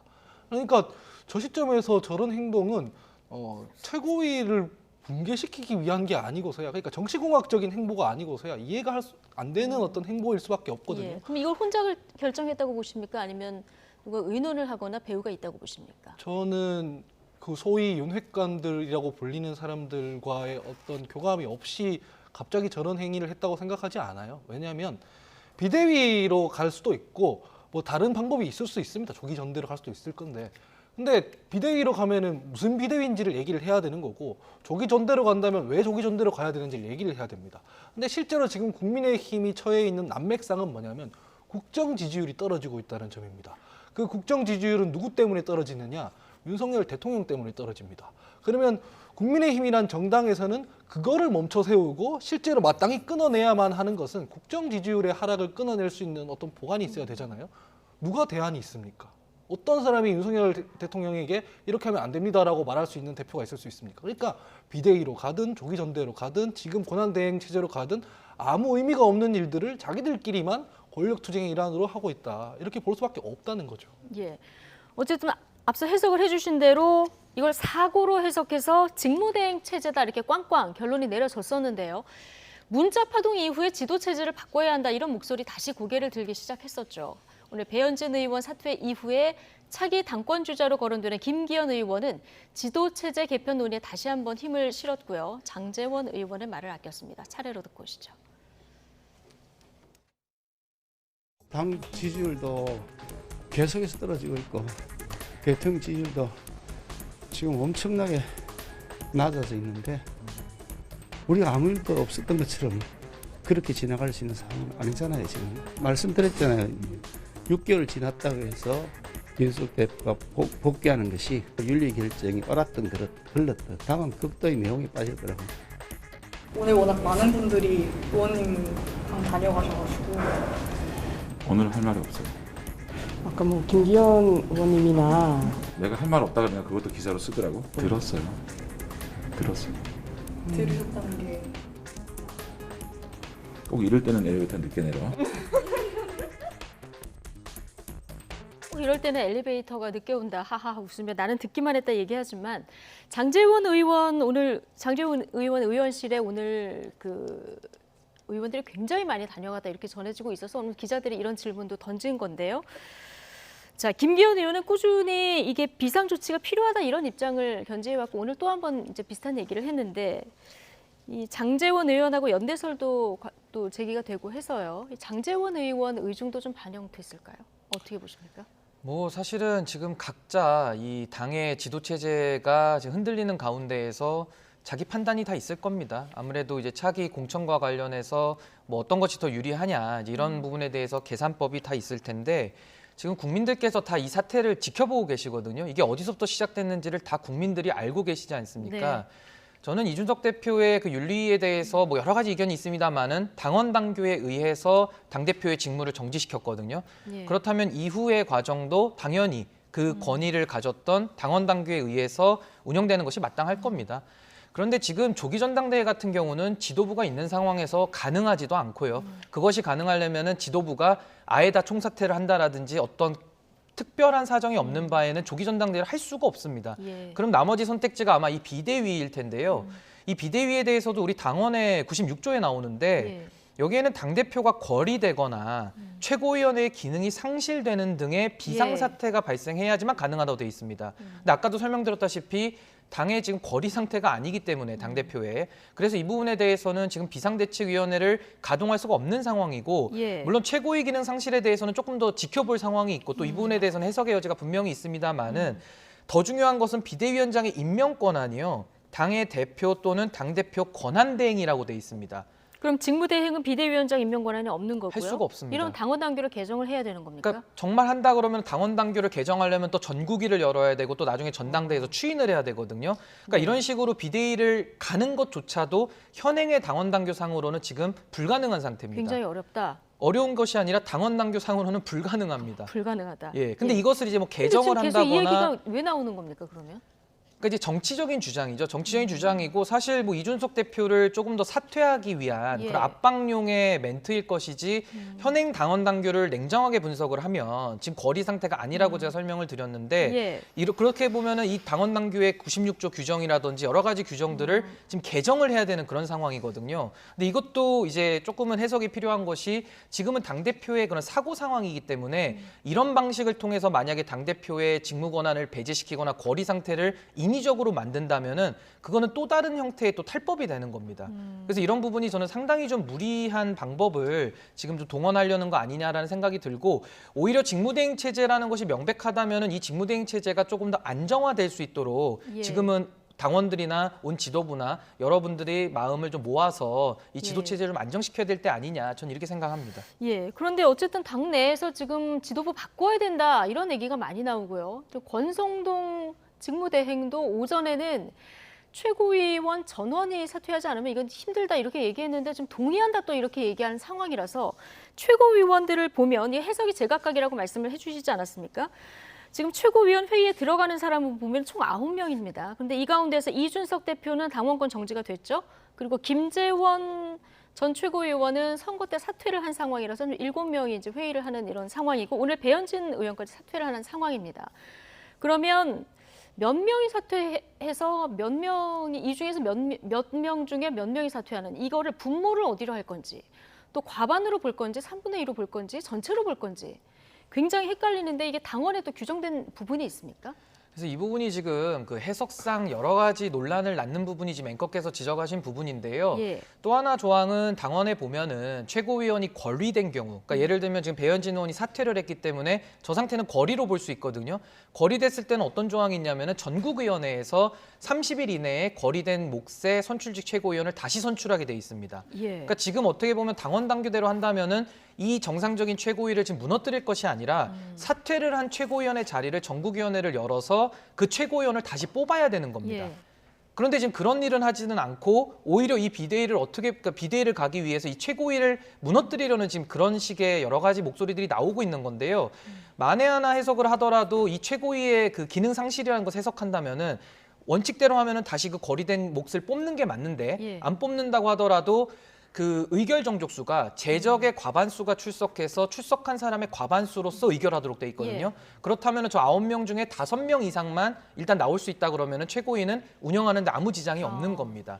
그런데 그 부분에 대해서는 일단은 현재 해석상 논란이 분명히 있을 수 있다는 점을 밝히고요. 사실은 거리된 최고위원에 대한 몫은 전국위원회에서 30일 이내에 선출하도록 당원에 규정돼 있다. 이 부분을 말씀드리겠습니다. 자, 이 비디오 파일 계속 보여주시고요. 하원기 대변인 죄송합니다. 지금 국민의힘 상황이라서 질문이 한쪽으로 좀 쏠렸는데 저 중에서 배현진 최고위원이 사퇴를 했고요. 이어서 따라서 사퇴할 만한 분이 있어 보입니까? 조수진 최고위원이 사퇴할 만하죠. 왜냐면 그리고 나머지 분들은요? 나머지 분들은 사실 잘 모르겠어요. 정미경 최고위 같은 경우에는 아무래도 이준석 대표의 조금 좀 우호적인 걸로 알고 있고요. 뭐 김용태 최고위원 같은 경우는 말할 것도 없고 나머지 분들 중에 윤영석 최고위원이나 뭐 성일종 뭐 정책위 의장 같은 경우에는 뭐 설득이 될지 안 될지 그거는 정치력에 따라 다를 것 같습니다. 다만 지금 얘기를 들어보니까 그러니까 부대변인 얘기 들어보니까 그러면 이미 당원 당규에 따라서 최고위를 운영하고 있지 않았던 거네요. 왜냐하면 거리됐을 때는 30일 이내에 뽑아야 된다고 하면 김재현 전 최고위원 같은 경우에는 이 자리를 빨리 메꿨어야 되는데 그냥 나몰라라 하고 있었다는 얘기지 않습니까? 그래서 당원 당규 해석 투쟁이라는 게 과연 의미가 있을까 싶습니다. 어차피 이거 지금 권력 투쟁으로 가고 있고 그 무리한 윤리위 징계 같은 경우에도 뭐 당원 당규상으로는 사실상 최고위에서 다시 그 집행을 해야 되지 않겠습니까? 당대표가. 근데 그런 과정 없이 바로 뭐 사고로 처리했지 않습니까? 그래서 저는 이거 뭐 당원 당규 해석 같은 거는 크게 의미가 없어 보인다 이렇게 보이네요. 자, 그런데 어쨌든 당내에서 지금 비대위 전환 목소리가 계속 커지고 있고요. 오늘 초선 의원들도 32명이나 비대위 전환해야 된다. 이 뜻을 지도부에 전달했다. 이렇게 전해지고 있는데 이걸 대표해서 연판장을 돌린 박수영 의원, 대표적인 친윤 의원으로 좀 일컬어지는 분인데 여기 윤심이 좀 반영이 됐을까요? 뭐 일단은 그건 알 수가 없죠. 외부에서는 알 수가 없고 사실은 지금 뭐 연판장이 돌았다고 하는데요. 저는 그래도 당의 운영을 위해서는 더 혼란스럽지 않습니까? 이렇게 혼란스러울 때는 당에서 원칙을 지켜야 하고 그 원칙이라고 하면 우리는 당원 당규밖에는 지금 의지할 곳이 없습니다. 그래서 저는 그 당원 당규에 저는 권위를 부여해서 지금은 당원 당규에 따른 당 운영에 지금은 집중을 해야 될 것 같고요. 뭐 여러 가지 저는 정치적 주장은 나올 수 있다고 봅니다. 원래 민주주의 정당이라는 것이 여러 가지 목소리가 나올 수 있고 또 위기이기 때문에 뭐 비상한 결단을 촉구하는 목소리도 저는 다 존중합니다. 그럼에도 불구하고 자신의 요구가 받아들여지지 않았을 때에는 다시 또 원칙으로 갈 수밖에 없거든요. 그래서 저는 이 부분에 대해서는 당내 혼란이 많기 때문에 그래도 중간지대에 있는 좀 합리적인 분들이 저는 목소리를 좀 내서 이 당의 이런 혼란스러운 부분들을 빨리 조기에 수습하고 현 당원 당규를 준수하는 쪽으로 하는 것이 저는 국민들의 상식에 부합한다 이렇게 평가하고 싶습니다. 근데 오늘까지는 목소리가 안 나오고 있거든요. 지금 당내에 중도에 계신 분들의 목소리가 나와야 한다 했는데 이 목소리는 지금 안 들리거든요. 뭐 일단은 좀 더 지켜봐야 될 것 같고요. 그리고 지금은 워낙 지금 당내에서 여러 가지 목소리들이 나오고 있기 때문에 물론 이것이 좀 더 세련된 방법으로 의견 수렴이 된다면 더 좋겠습니다만은 뭐 오늘은 뭐 최고위원 분이 뭐 사퇴를 하시거나 뭐 여러 가지 지금 혼란스러운 일들이 더 나오고 있지 않습니까? 그래서 전 이런 것들이 결코 당에 도움이 될까라고 전 생각하면 전 좀 회의적이고요. 조금은 이런 혼란을 더 조속하게 수습하는 것이 윤석열 정부의 그 지금 지지율이 떨어지고 있기 때문에 이 부분에 대해서는 좀 더 당내 구성원들이 좀 마음을 모아서 좀 더 당원 당규에 부합한 당 운영에 힘써야 된다 이렇게 생각합니다. 윤석열 대통령이 어제 권성동 대행에게 며칠 고생했다 이런 취지로 언급하면서 직무대행 체제에 힘을 실어주는 거 아니냐 어제까지만 해도 이렇게 해석을 했거든요. 오늘 당내에서 이렇게 동시다발적으로 비대위 요구 목소리가 또 나오는 이런 상황입니다. 배현진 최고위원이 사퇴한 이후로 자. 윤석열 대통령의 마음은 지금 직무대행 쪽에 있을까요? 아니면 다른 마음이 있을까요? 아니면 정말 당무와는 관련을 안 가지고 그냥 선을 긋고 있을까요? 그거는 제가 말씀드릴 수 있을 것 같아요. 어떻게 알고 있느냐면 윤석열 대통령의 의중이 어떻게 흘러가는지 얼마 전에 공개가 됐거든요. 권성동 원내대표가 원래는 버텼는데 갑자기 비대위 체제 전환에 공감한다는 뉘앙스 얘기를 했죠. 근데 그 권성동 원내대표는 며칠 전에 문자에서 이렇게 얘기했죠. 대통령님의 뜻을 받들어 당정이 하나가 되도록 하겠다라고 했죠. 갑자기 자기의 소신을 바꾸는 경우에는 대통령님의 뜻을 받들어서 한다고밖에 저는 해석이 안 됩니다. 사실은 왜냐하면은 지난번에도 원내대표로서 그 국의회 내에서 여야 합의를 했던 사항을 정부에서 이야기하니까 하루아침에 뒤집어 버렸거든요. 지금까지의 행보로 봤을 때 사실상 윤석열 대통령과 한 길을 가고 있다고 생각하기 때문에 지금 권성동 원내대표의 입장 변화는 대통령의 의중이다. 저는 이렇게밖에 볼 수 없을 것 같습니다. 예. 자, 이준석 대표는 사퇴할 의사가 없다 이렇게 이미 밝힌 상태인데요. 이준석 대표가 사퇴 안 하고 버티면은 뭐 어떻게 되는 겁니까? 일단 지금도 현실적 가능성이 없다 이렇게 말씀하셨지만 이 부분에 대해서는 좀 설명을 드려야 될 것 같은데 그 과거에 홍준표 대표 최고위원 시절인데 당시에는 이제 이름도 대표 최고위원이라고 불렀습니다. 지금하고 전혀 체제가 다르고요. 이제 소위 말하는 집단 지조 체제라고 하죠. 근데 거기서는 최고위원들이 사퇴를 하면요 지도부가 자동으로 붕괴됩니다.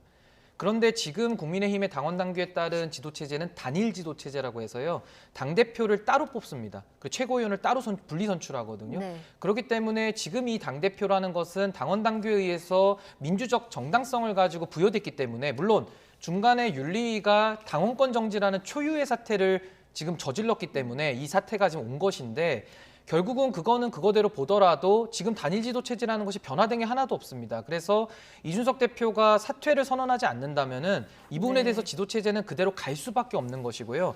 과거의 사례와 지금은 천양지차로 다르다. 전 이 부분은 좀 설명을 드리고 싶습니다. 예, 자 국민의힘 상황 아마 다음 주에도 이 내용이 좀 계속될 것 같은데요. 어떻게 흘러가는지 좀 지켜보도록 하고요. 민주당 상황 보겠습니다. 자, 민주당 당대표 경쟁이 이재명, 박용진, 강훈식 후보 3파전으로 압축이 됐죠. 자, 박용진, 강훈식 두 후보의 단일화 기싸움이 자, 이런 상황에서 만만치 않습니다. 양측 입장 듣고 오시겠습니다. 박용진 의원께서 제 옆에서 제 손 들어주면서 저와 함께 해주시고 저로 단일화 요청을 좀 모아주시면 어떠냐. 단일화는 하기는 하되 강훈식으로 모아달라 이 말씀이시네요. 네? 자포자기가 단일화는 아니잖아요. 저보고 포기하라는 얘기인데 그거는 서로 만나서 이야기를 나눠봐야 될 것 같습니다. 시기가 중요한 건 아니다. 예, 아닌 것 같습니다. 새로운 세대가 나와서 결국은 여론조사하고 어떤 룰에 맞춰서 하자라는 것 자체가 제가 볼 땐 파격이 아니다.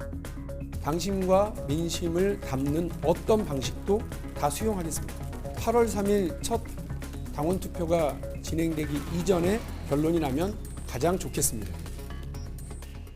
네.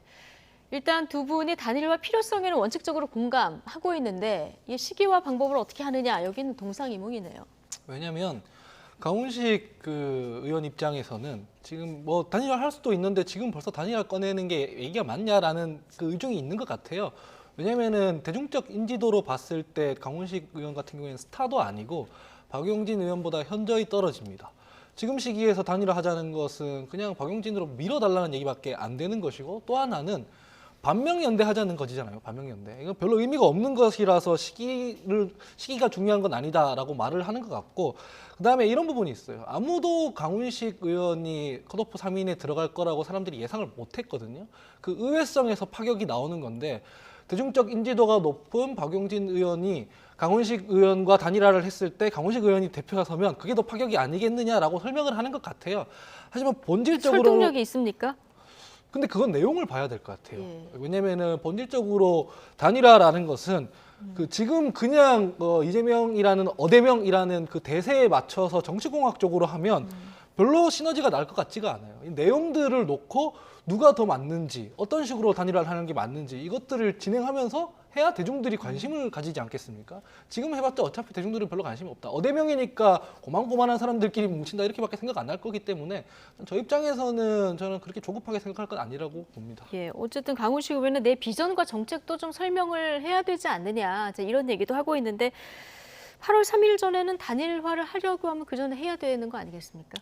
근데 저는 개인적으로 이 부분에 대해서는 단일화가 좀 사실 어렵다고 봅니다. 왜냐하면 지금 하 대변인께서 말씀하신 대로 이게 지금 반 이재명 노선으로 지금 두 분이 서 있거든요. 그렇게 치면은 반 이재명으로서는 그런 뭐 관심 같은 거는 좀 끌 수 있을 겁니다. 아무래도 좀 경선이 좀 재밌어 보일 수는 있는데 그러려면은 전제 조건이 강훈식 의원하고 박용진 의원이 누가 단일화가 될지가 좀 예측불허식으로 좀 팽팽해져야 재미가 또 생깁니다. 그러면 또 팽팽해지게 되면은 서로 또 양보하기가 싫어지거든요. 이러면서 또 단일화가 굉장히 어려워질 수 있습니다. 그러니까 이게 상당히 좀 딜레마적인 상황이기 때문에 저는 뭐 좀 지켜봐야 되겠습니다만은 저는 뭐 단일화가 그렇게 쉽게 이루어지기는 어려울 것이다. 저는 이렇게 판단하고 있습니다. 예, 승산이 없다 하더라도 단일화가 이루어지기는 어렵다 이렇게 전망을 하시는군요. 예.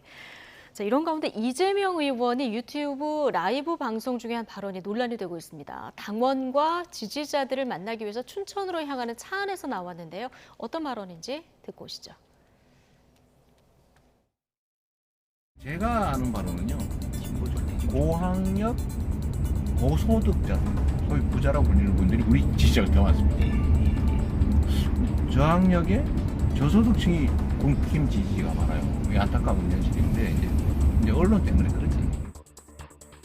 고학력, 고소득자들, 소위 부자라고 불리는 분들은 민주당 지지가 많고 저학력의 저소득층은 국민의힘 지지가 많다. 안타까운 현실이고 뭐 언론 때문에 그렇다. 자, 여기까지 들어보셨는데 이거 어떤 취지의 발언으로 이해를 하면 될까요? 일단 저는 저 발언 자체는 실수한 거라고 생각을 합니다. 그걸 먼저 밝혀두고 말씀을 드리자면 저거를 좀 있어 보이는 표현으로 하자면 계급 배반 투표라고 합니다. 자기가 이제 가난한데도 불구하고 보수 정당을 지지한다. 이걸 보고 계급 배반 투표라고 하는데 그런 논의는 예전부터 있어 왔거든요. 소득 때문만은 아닙니다. 이를테면 이런 건데 실제로 고소득 고학력층이 민주당을 지지한다라고 하면 그 강남 지역구에서 민주당이 우세해야 됩니다. 근데 그게 아니라 강남 지역구에서는 열세고 강북 지역구에서는 우세하지 않습니까? 그렇기 때문에 저 설명 자체는 뭐 맥락들이 많이 빠져 있습니다. 근데 네. 진짜로 문제인 부분은 뭐냐면 그 보통 그 저소득층 비율이 국민의힘 지지를 하는 경우가 많은 경우는 어떤 경우 때문이냐면 국민의힘의 주요 지지층은 노년층이지 않습니까?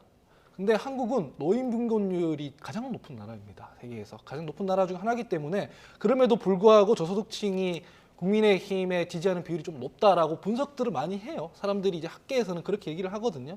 근데 거기에 대한 반쪽짜리 설명이고요. 제가 저기서 진짜 문제의식을 느꼈던 부분은 언론 환경 때문에 그렇다라고 말씀하신 부분이에요. 그렇다면 저 말은 뭐냐면 못 배우고 가난한 사람들은 언론의 왜곡 때문에 속아서 뭐 나쁜 보수 정당을 지지한다 이런 식으로 들릴 수 있지 않습니까? 근데 그렇기 때문에 이 부분에 대해서는 두 가지 맥락에서 잘못을 하신 거라고 생각을 하는데 첫 번째는 언론이 그렇게 평면적이지 않습니다. 이를테면은 국민의힘 지지율을 4% 가까이 날려버렸다고 평가받는 권성동 원내대표와 윤석열 윤석열 대통령 사이의 그 문자 내용은 보수 언론에서 보도를 한 거거든요. 보수 언론이 편파적인데 왜 그런 보도를 하겠습니까? 그래서 사실상 말이 안 되고요. 그다음에 민주당이 내리 4번의 선거에서 이겼을 무렵과 지금의 언론 환경이 뭐 크게 다르지 않습니다. 저희 정치권이 잘해야 지지를 받는 것이지 무슨 특정 소득을 가진 사람들, 특정 계층에 있는 사람들이 언론 보고 속아가지고 뭐 이런 일이 발생한 게 아니라는 점에서 저는 저 말씀은 좀 섬세하지 못했다라고 아쉬운 부분이 있습니다. 네. 지금 뭐 야당 내에서도 비판이 나오고 여당에서도 비판의 목소리가 나왔는데 자, 이 발언 특히 뒤에 이제 언론 때문에 그렇다까지 해서 어떻게 평가하십니까? 저는 사실 이재명 이제 후보라고 부르겠습니다. 이재명 후보 같은 경우는 상당히 좀 망언 제조기죠. 망언 제조기고 제가 과거에 이제 이재명 후보가 어떤 망언들을 했는지를 쭉 찾아보니까 지금 여기서 뭐 다 언급할 수도 없을 만큼 가지수가 너무 많습니다. 너무 많은데 제가 그중에서 뭐 하나만 그냥 예를 들면은 뭐 목적이 정당하면은 뭐 수단이 불법해도 좋다라는 정말 엉뚱한 얘기를 해가지고 본인의 정가까지도 괜찮다는 식으로 이분이 설명을 하신 분이거든요. 그러니까 이런 망언 제조기다운 발언이다. 전 이렇게 보고요. 지지층에 대해서 이런 소득을 가지고서 나누는 것 자체가 정말 정치인으로서 해서는 안 되는 정말 그런 갈라치기 같은 전형적인 나쁜 정치의 표본이고 저는 이재명 후보가 이런 정치적인 그런 DNA를 갖고 있기 때문에 저는 국민들의 평가를 못 받았다고 보고 지금도 그 부분에 대해서 반성과 성찰이 전혀 이루어지지 않았구나. 그걸 단적으로 보여주는 예다 이렇게 평가를 하고 싶습니다. 윤석열 대통령 후보가 후보 시절에 망언 릴레이를 했지 않습니까? 저희 국민들은 참 부끄럽습니다. 국민들 보기에. 왜냐하면 여야가 지금 대표급 사람들이 지금 망언 제조기라고 서로를 비판해야 되는 이 상황이 안타깝고요. 빨리 정치권이 좀 변했으면 좋겠습니다. 김혜경 씨 법인카드 유용 의혹과 관련해서 조사를 받았던 40대 남성이 이제 숨진 채 발견이 되는 일이 있었는데요. 여기에 대해서는 지금 이재명 후보가 일절 언급을 피하고 있는 이런 상황입니다. 그 사법 리스크 얘기가 계속 나오는데요. 이게 전당대회에 어느 정도 변수가 될 거라고 보십니까? 저는 이게 일단 너무 안타까운 사건입니다. 그러니까 이재명 후보와 관련된 의혹이 너무 많은데요. 각각의 의혹에 관련돼서 지금 스스로 목숨을 끊은 분들이 적게는 3명, 넓게 보면 4명입니다. 굉장히 이거 많은 숫자 아니겠습니까? 그래서 저는 이런 사태들이 왜 나오느냐를 보면요. 일단 이재명 후보를 둘러싼 수사가 너무 장기화되는 겁니다. 장기화되면서 본인에 대한 그 수사가 안 이루어지고 주변부만 수사가 이루어지기 때문에 주변 사람들이 지금 과도한 정신적 압박을 통해서 이런 사태가 발생되는 것이거든요.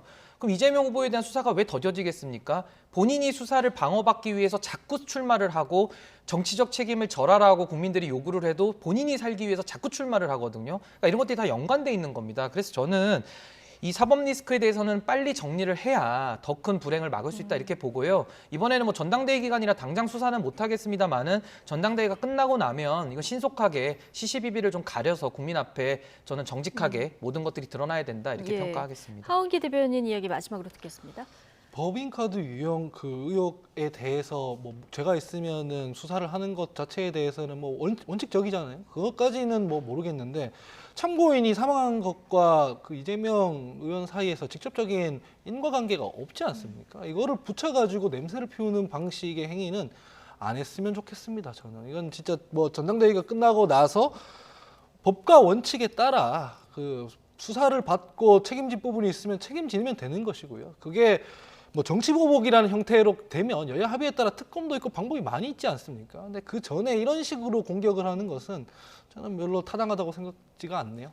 예, 알겠습니다. 자, 나이트 포커스 오늘은 신인규 전 국민의힘 상근 부대변인 그리고 하원기 전 더불어민주당 상근 부대변인 두 분과 함께했습니다. 고맙습니다. 감사합니다.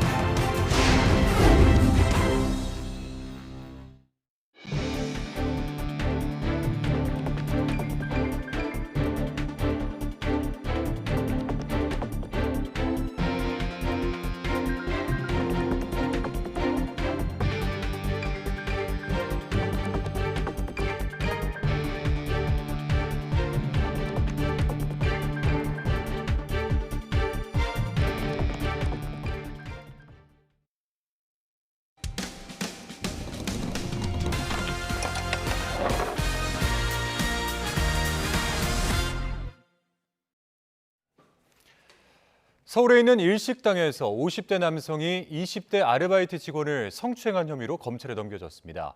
피해 여성은 곧바로 경찰에 신고했는데도 남성이 자신을 또 찾아오자 보복을 두려워하다 결국 극단적 선택까지 했습니다. 제보는 Y 박정영 기자입니다. 식당에 혼자 앉아있던 중년 남성이 누군가를 향해 손짓합니다. 옆자리로 부른 사람은 가게 아르바이트 직원인 20대 여성. 남성은 직원이 앉은 의자 쪽으로 손을 갖다 대며 연신 아래를 훑기뗍니다. 그 순간 직원이 갑자기 벌떡 일어나더니 당황한 듯 몸을 매만집니다. 지난 5월 초 서울 강서구에 있는 일식집에서 50대 남성 A씨가 여직원을 성추행한 모습이 담긴 CCTV 영상입니다. 피해자는 단골 손님인 A씨가 맥주를 따라주겠다고 부른 뒤 몸을 더듬었다면서 친구에게 당시 상황을 털어놨습니다. 만진 부분에 감촉이 떠올라 힘들다. 시간이 지나도 계속 생각나 잠도 안 온다며 수치스럽고 괴로웠던 심경을 호소하기도 했습니다. 사건 발생 다음 날 피해자는 곧바로 A씨를 경찰에 신고했지만 그게 끝이 아니었습니다. 경찰 조사를 받은 A씨가 억울하다며 피해자를 또 찾아온 겁니다. 이후 보복당할지도 모른다는 두려움에 피해자는 집 밖을 나서는 것조차 힘들어했고 집 앞에서 발소리만 들려도 극도로 긴장했다고 가족들은 말했습니다. 정말 화도 나고 억울하고 짜증나고 딴 건 다 필요 없고 그 사람 벌 주고 싶다 이렇게 얘기했었어요. 남자가 그냥 전화 받는 소리나 얘기하는 소리만 들려도 무서워서 집 안에서 혼자 떨고 있고. 결국 한 달 뒤 피해자는 극단적 선택을 했습니다. 엄마 아빠에게 너무 죄송하다. 막막하고 살아갈 의욕이 없다는 메모만 남긴 채였습니다. 평소에 잘 지내고 친구들이랑 잘 놀고 있다가 갑자기 그 일 생기고 나서 병원 다닌다고 얘기 듣고 그 일 때문에 누나가 그렇게 됐다 지금 그렇게 생각하는 거죠. 모델이 되고 싶어 3년 전 가족품을 떠나 홀로 상경한 피해자는 간간히 들어오는 모델 일로는 생계 유지가 어려워 저녁 시간 식당 일을 병행하고 있었습니다. 자기 꿈에 대한 열망이 되게 컸던 사람이고 사랑이 엄청 넘치던 사람이었어요. 죽음이라는 거는 절대 선택할 사람이 아니라고 생각을 했을 정도로 정말로 밝은 사람이었어요. 경찰 조사에서 A씨는 술에 취해 기억이 안 난다며 혐의를 부인했다가 범행 장면이 담긴 CCTV 화면을 본 뒤에야 가해 사실을 인정했습니다. 경찰은 A씨에게 강제추행 혐의를 적용해 불구속 상태로 검찰에 송치했고 A씨는 조만간 재판에 넘겨질 방침입니다. 하지만 모델을 지망하던 피해자의 꿈은 더는 이룰 수 없게 됐습니다. YTN 박정현입니다. 자동차를 훔쳐 수십 킬로미터를 무면허로 운전한 중학생들이 경찰에 붙잡혔습니다. 경기 고양경찰서는 절도 등 혐의로 중학생 2명을 검거했다고 밝혔습니다. 이들은 지난 27일 인천 부평구에서 자동차를 훔친 뒤 경기 고양시 덕양구까지 30에서 40킬로미터를 무면허로 운전한 것으로 조사됐습니다. 네, 가상화폐, 이 코인 채굴기에 열을 식히기 위해서 한 달이나 넘게 온종일 선풍기를 틀어서 불이 났는데 선풍기 제조사에 배상 책임을 물 수 없다는 법원의 판단이 나왔습니다. 비정상적인 사용이 원인이라는 이유 때문입니다. 우철희 기자입니다. 지난해 10월 인천시 부평구에 있는 한 건물에서 불이 났습니다. 불이 시작된 건 공업용 선풍기. 소방당국과 국립과학수사연구원은 모터와 연결된 전선의 과부하를 원인으로 지목했습니다. 선풍기 사용자에게 화재 보험에 따른 피해 보상금을 지급하게 된 보험사는 선풍기 제조사를 상대로 법원에 소송을 제기했습니다. 선풍기 결함에 기인한 화재인 만큼 피해를 보상해야 할 책임은 제조사에 있다면서 1억 4천여만 원의 구상금을 청구한 겁니다. 하지만 법원은 선풍기 제조사의 손을 들어줬습니다. 선풍기 사용자가 구매 이후 불이 날 때까지 30일이 넘는 기간 동안 비트코인 채굴기에 열을 식히려고 선풍기를 24시간 가동한 것으로 조사된 것이 핵심 근거가 됐습니다. 재판부는 보험사가 제출한 증거만으로는 선풍기의 결함을 인정하기 부족하다면서 안전성과 내구성을 갖춘 것으로 판단했습니다.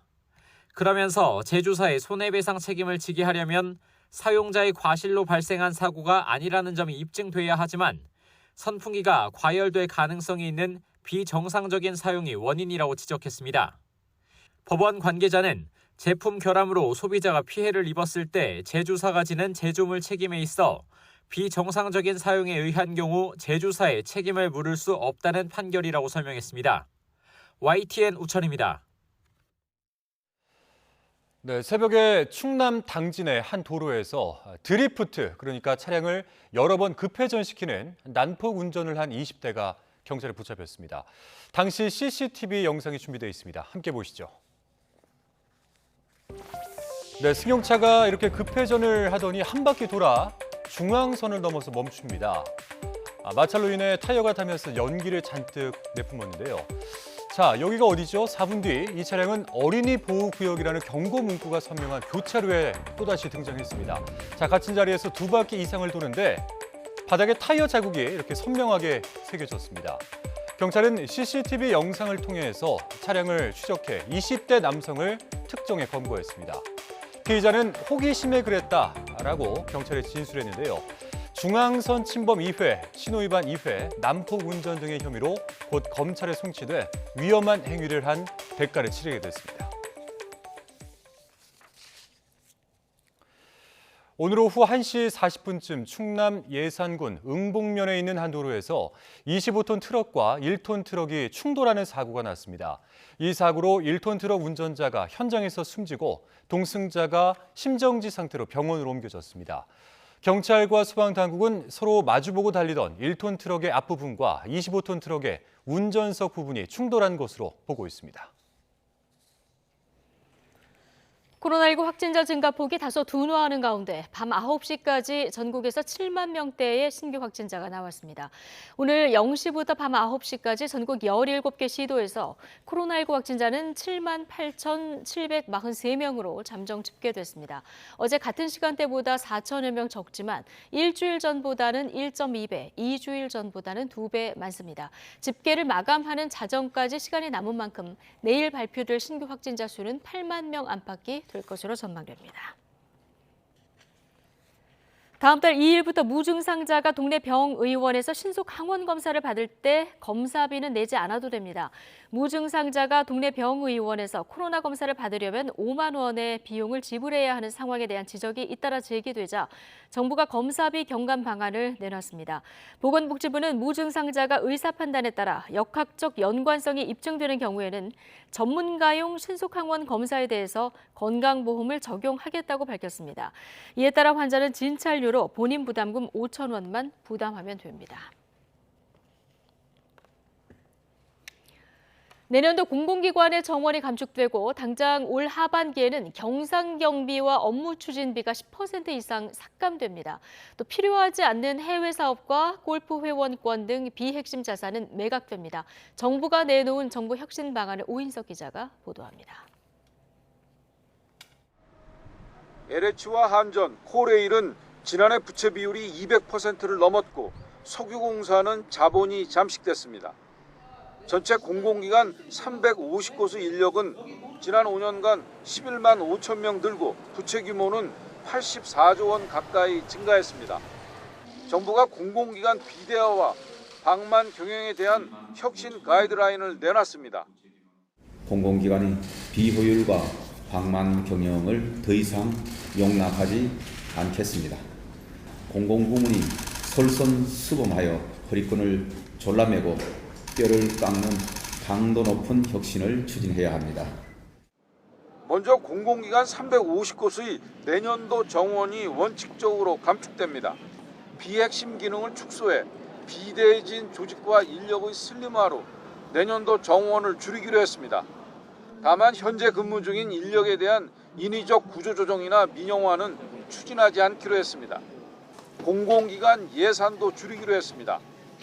올해 하반기 경상경비와 업무추진비 예산의 10% 이상이 삭감되고 내년도에는 경상경비가 전년 대비 3%, 업무추진비는 10% 이상이 감축됩니다. 또 콘도 회원권과 골프 회원권 등 보유 필요성이 낮은 자산과 필요하지 않은 해외 사업 등 불효불급한 자산은 적극 매각이 추진됩니다. 기관별로 고유 기능과 연관성이 낮거나 불효불급한 자산은 매각하고 투자 손실이 확대되는 부실 출자 회사의 경우 지분 정비를 추진토록 하겠습니다. 공공기관 직원의 1인당 업무 면적은 일정 수준 이하로 축소되고 기관장 사무실은 정부 부처 차관급 규모 이하로 임원진은 1급 규모 이하로 줄입니다. 공공기관의 혁신 노력과 성과는 공공기관 경영평가에 반영됩니다. YTN 오인석입니다. 대우조선해양 파업 사태를 벌인 노동자들이 업무방해 등 혐의로 고소된 데 대해서 노동자 단체가 정부를 규탄하고 나섰습니다. 노동자 단체 비정규직 이제 그만은 오늘 서울 용산구 전쟁기념관 앞에서 기자회견을 열고 정부의 고소 대신 저임금 하청 구조를 먼저 개선하라고 촉구했습니다. 단체는 윤석열 정부가 노동자들의 요구를 불법이라고 규정하면서 재벌 총수 일가의 세금은 깎아줬다며 파업 노동자들에 대한 손해배상 소송과 가압류를 제한하는 이른바 노란봉투법이 통과돼야 한다고 강조했습니다. 인천의 한 경찰서가 홈페이지에 음주운전 전력자 설명을 공개해 왔다가 피해자의 문제제기 이후 뒤늦게 삭제했습니다.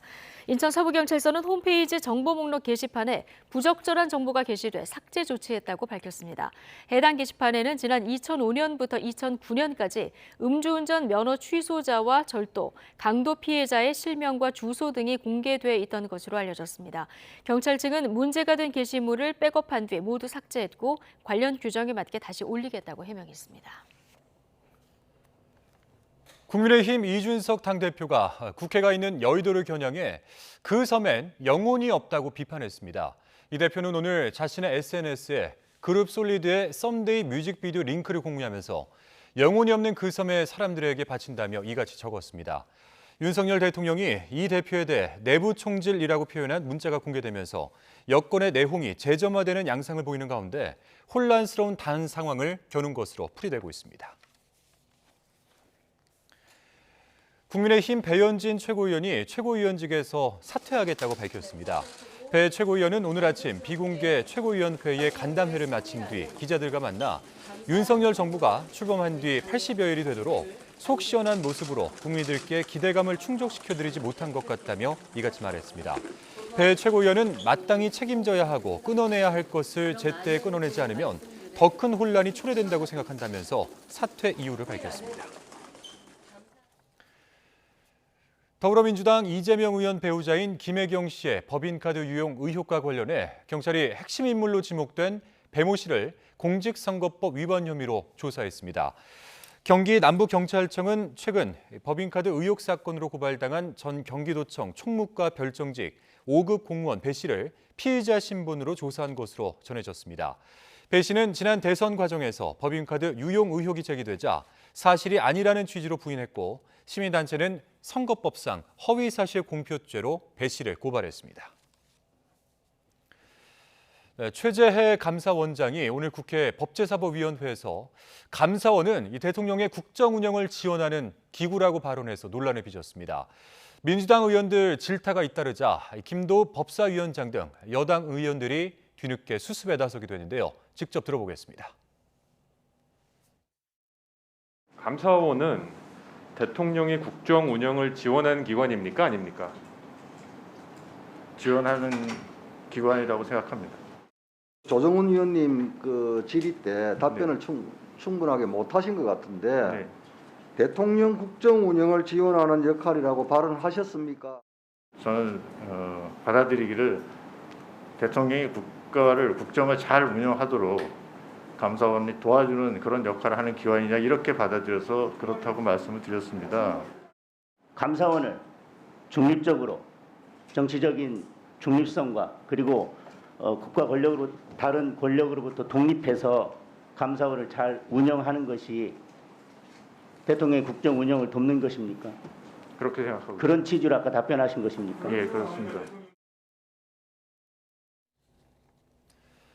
감사원이 최재해 감사원장 발언에 대해서 공식적으로 해명했습니다.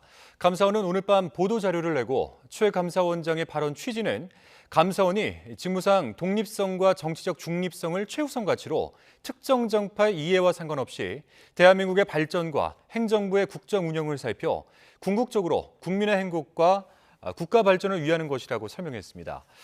이런 의미에서 최 감사원장의 발언은 정부의 국정이 원활하게 운영될 수 있도록 지원하겠다라는 뜻이라고 강조했습니다. 국회 과학기술정보방송통신위원회가 여당 위원들의 불참으로 또다시 반쪽 회의로 진행됐습니다. 과방위는 오늘 오전 전체 회의를 열고 소관 분처인 과학기술정보통신부, 방송통신위원회 그리고 원자력안전위원회로부터 업무 보고를 받았습니다. 오늘 업무 보고는 국민의힘 위원들이 불참한 가운데 더불어민주당 위원들이 단독으로 진행했습니다. 민주당 소속 정청래 과방위원장은 오늘도 국민의힘 의원들이 불참해 상당히 유감이라며 그 책임은 국민의힘 측에 있다고 밝혔습니다. 국회 산업통상자원 중소벤처기업위원회는 문재인 정부의 탈원전 정책을 두고 여야의 공방이 이어졌습니다. 국민의힘 정운천 의원은 문재인 정부를 겨냥해 한국형 원전에 2천억 원대의 엄청난 투자를 해놓고 사장한 건 큰 죄악이라며 최고 기술을 현실화하고 실용화해서 전 세계로 나가야 한다고 주장했습니다. 반면 민주당 양이원영 의원은 원전을 재가동하는 윤석열 정부의 정책으로는 아리백 달성이나 온실가스 감축이 불가능하다며 재생에너지에 박차를 가하는 게 필요하다고 반박했습니다. 행정안전부 경찰국 신설에 대해서 전국 경찰이 각 지역에서 의견을 수렴하고 있는 가운데 경기 지역 경찰도 내부 간담회를 열었습니다. 경기 남부경찰청은 오늘 박지영 청장과 각 경찰서 경무계장, 직장협의회 대표 등 50여 명이 참석한 가운데 간담회를 열었습니다. 참석자들은 90여 분 동안 경찰국 신설로 인한 경찰의 정치적 중립 우려 등을 논의한 것으로 전해졌습니다. 전국경찰서장 회의를 쿠데타로 지칭한 이상민 행안부 장관의 발언에 대해 사과를 요구하고 공개적으로 발언한 직원들을 징계해서는 안 된다는 목소리도 나온 것으로 전해졌습니다. 박 청장은 이번 회의에서 나온 의견을 정리해서 경찰청에 전달할 예정입니다. 네, 팽팽한 입장 차이만 확인한 미국과 중국, 이 G2 정상의 전화회담. 자, 양측의 기싸움은 통화가 끝난 뒤에도 계속됐습니다. 미중 외교 장관이 나란히 참석한 아세안 회의에서 연장전이 펼쳐질 전망입니다. 베이징에서 강정규 특파원입니다. 불장난하다가 타 죽는다. 언뜻 정상 외교에선 나오기 힘든 과격한 표현으로 들립니다.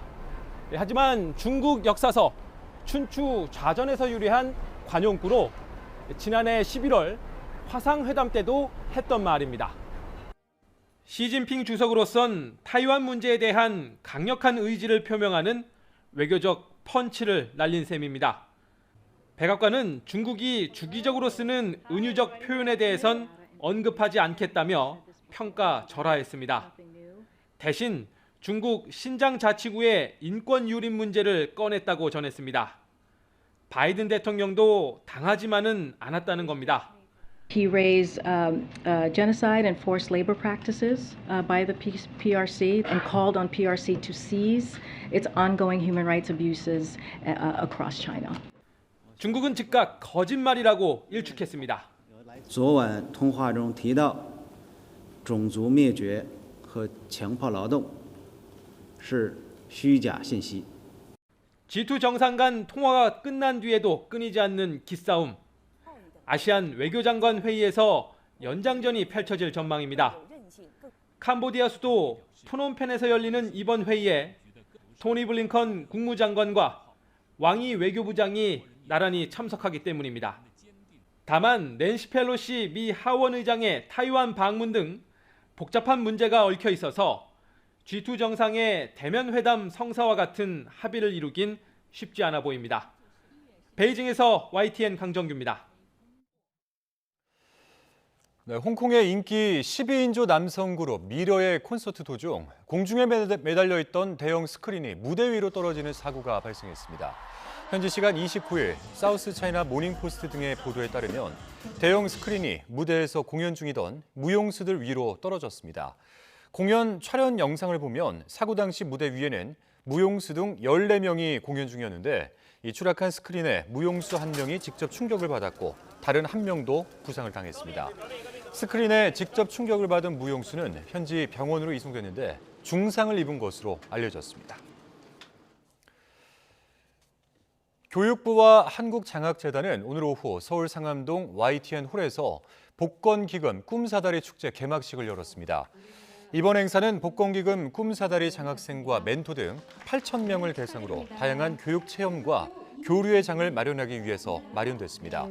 복권기금 꿈사다리 장학사업은 복권기금을 재원으로 저소득층 중고생을 선발해 대학 졸업까지 월 25만 원에서 45만 원까지 지원하는 사업인데 올해 신규 장학생 2,500명이 선발됐습니다.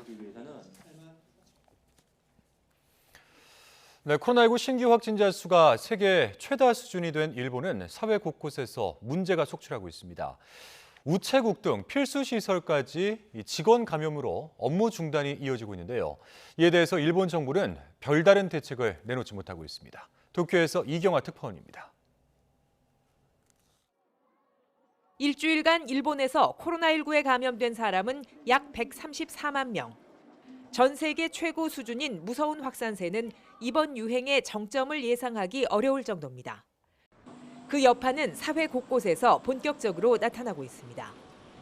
생활 기반 시설인 우체국에서는 직원 감염으로 창구 업무를 중단하는 사례가 속출하고 있습니다.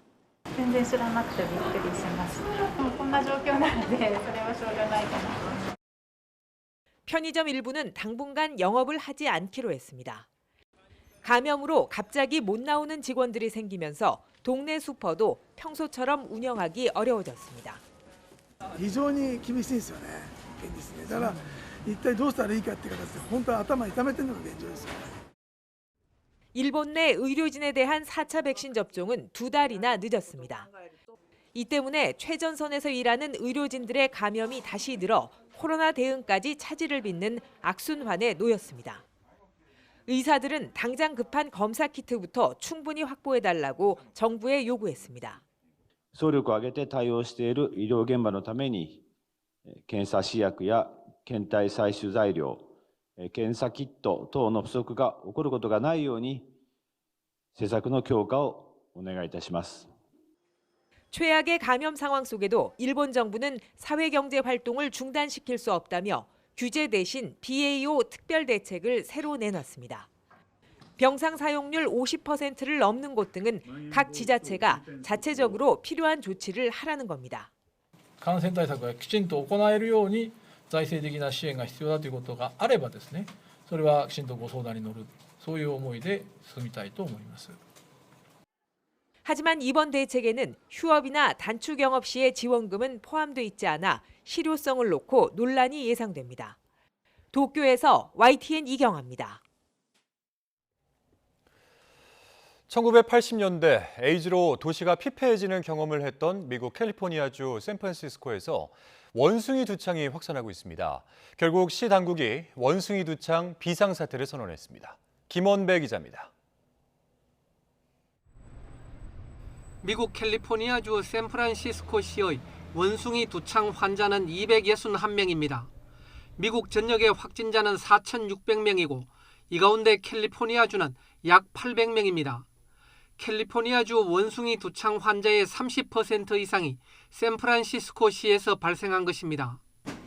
샌프란시스코의 원숭이 두창 확산은 1980년대 후천성 면역 결핍증, 에이즈 여파로 도시가 피폐해지기 시작한 것을 연상시킨다고 AP통신은 전했습니다. 이에 따라 샌프란시스코시는 다음 달 1일자로 원숭이 두창 비상사태를 선언했습니다.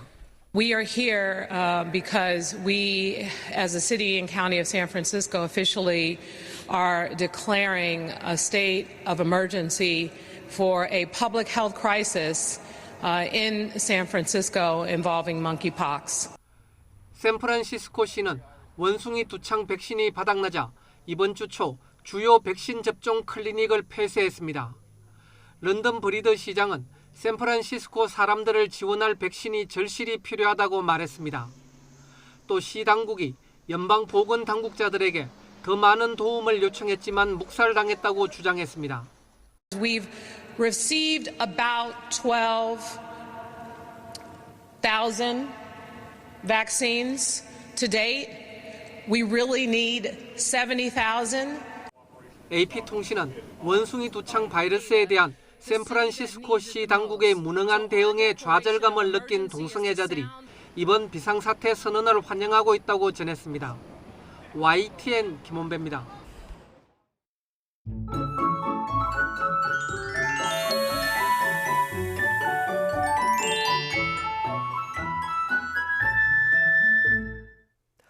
오늘도 푹푹 찌는 날씨가 이어졌습니다. 연일 이어지는 뜨겁고 습한 날씨에 폭염특보도 확대, 강화됐는데 오늘 밤사이에도 열기가 식지 못하고 25도 이상을 유지하며 열대야가 나타나는 곳이 많겠습니다.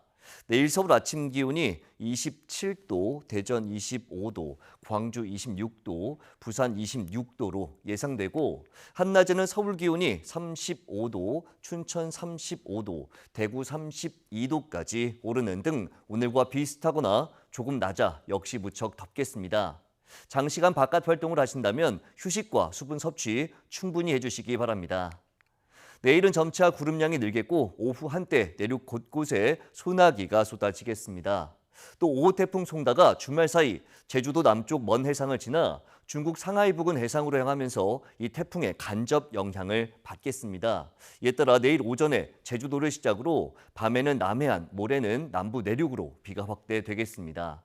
특히 시간당 30에서 50mm의 장대비와 함께 제주 산간에는 300mm 이상, 그 밖에 제주도에도 최고 150mm의 많은 비가 쏟아지겠고 남해안과 지리산 부근에도 많은 곳은 80mm 이상의 비가 내리겠습니다. 여기에 바람도 매우 강하게 불어 피해가 발생할 가능성이 높은 만큼 대비 철저히 해주시기 바랍니다. 날씨 정보였습니다. 네, 금요일 뉴스나이트 마치겠습니다. 함께해 주신 여러분 고맙습니다.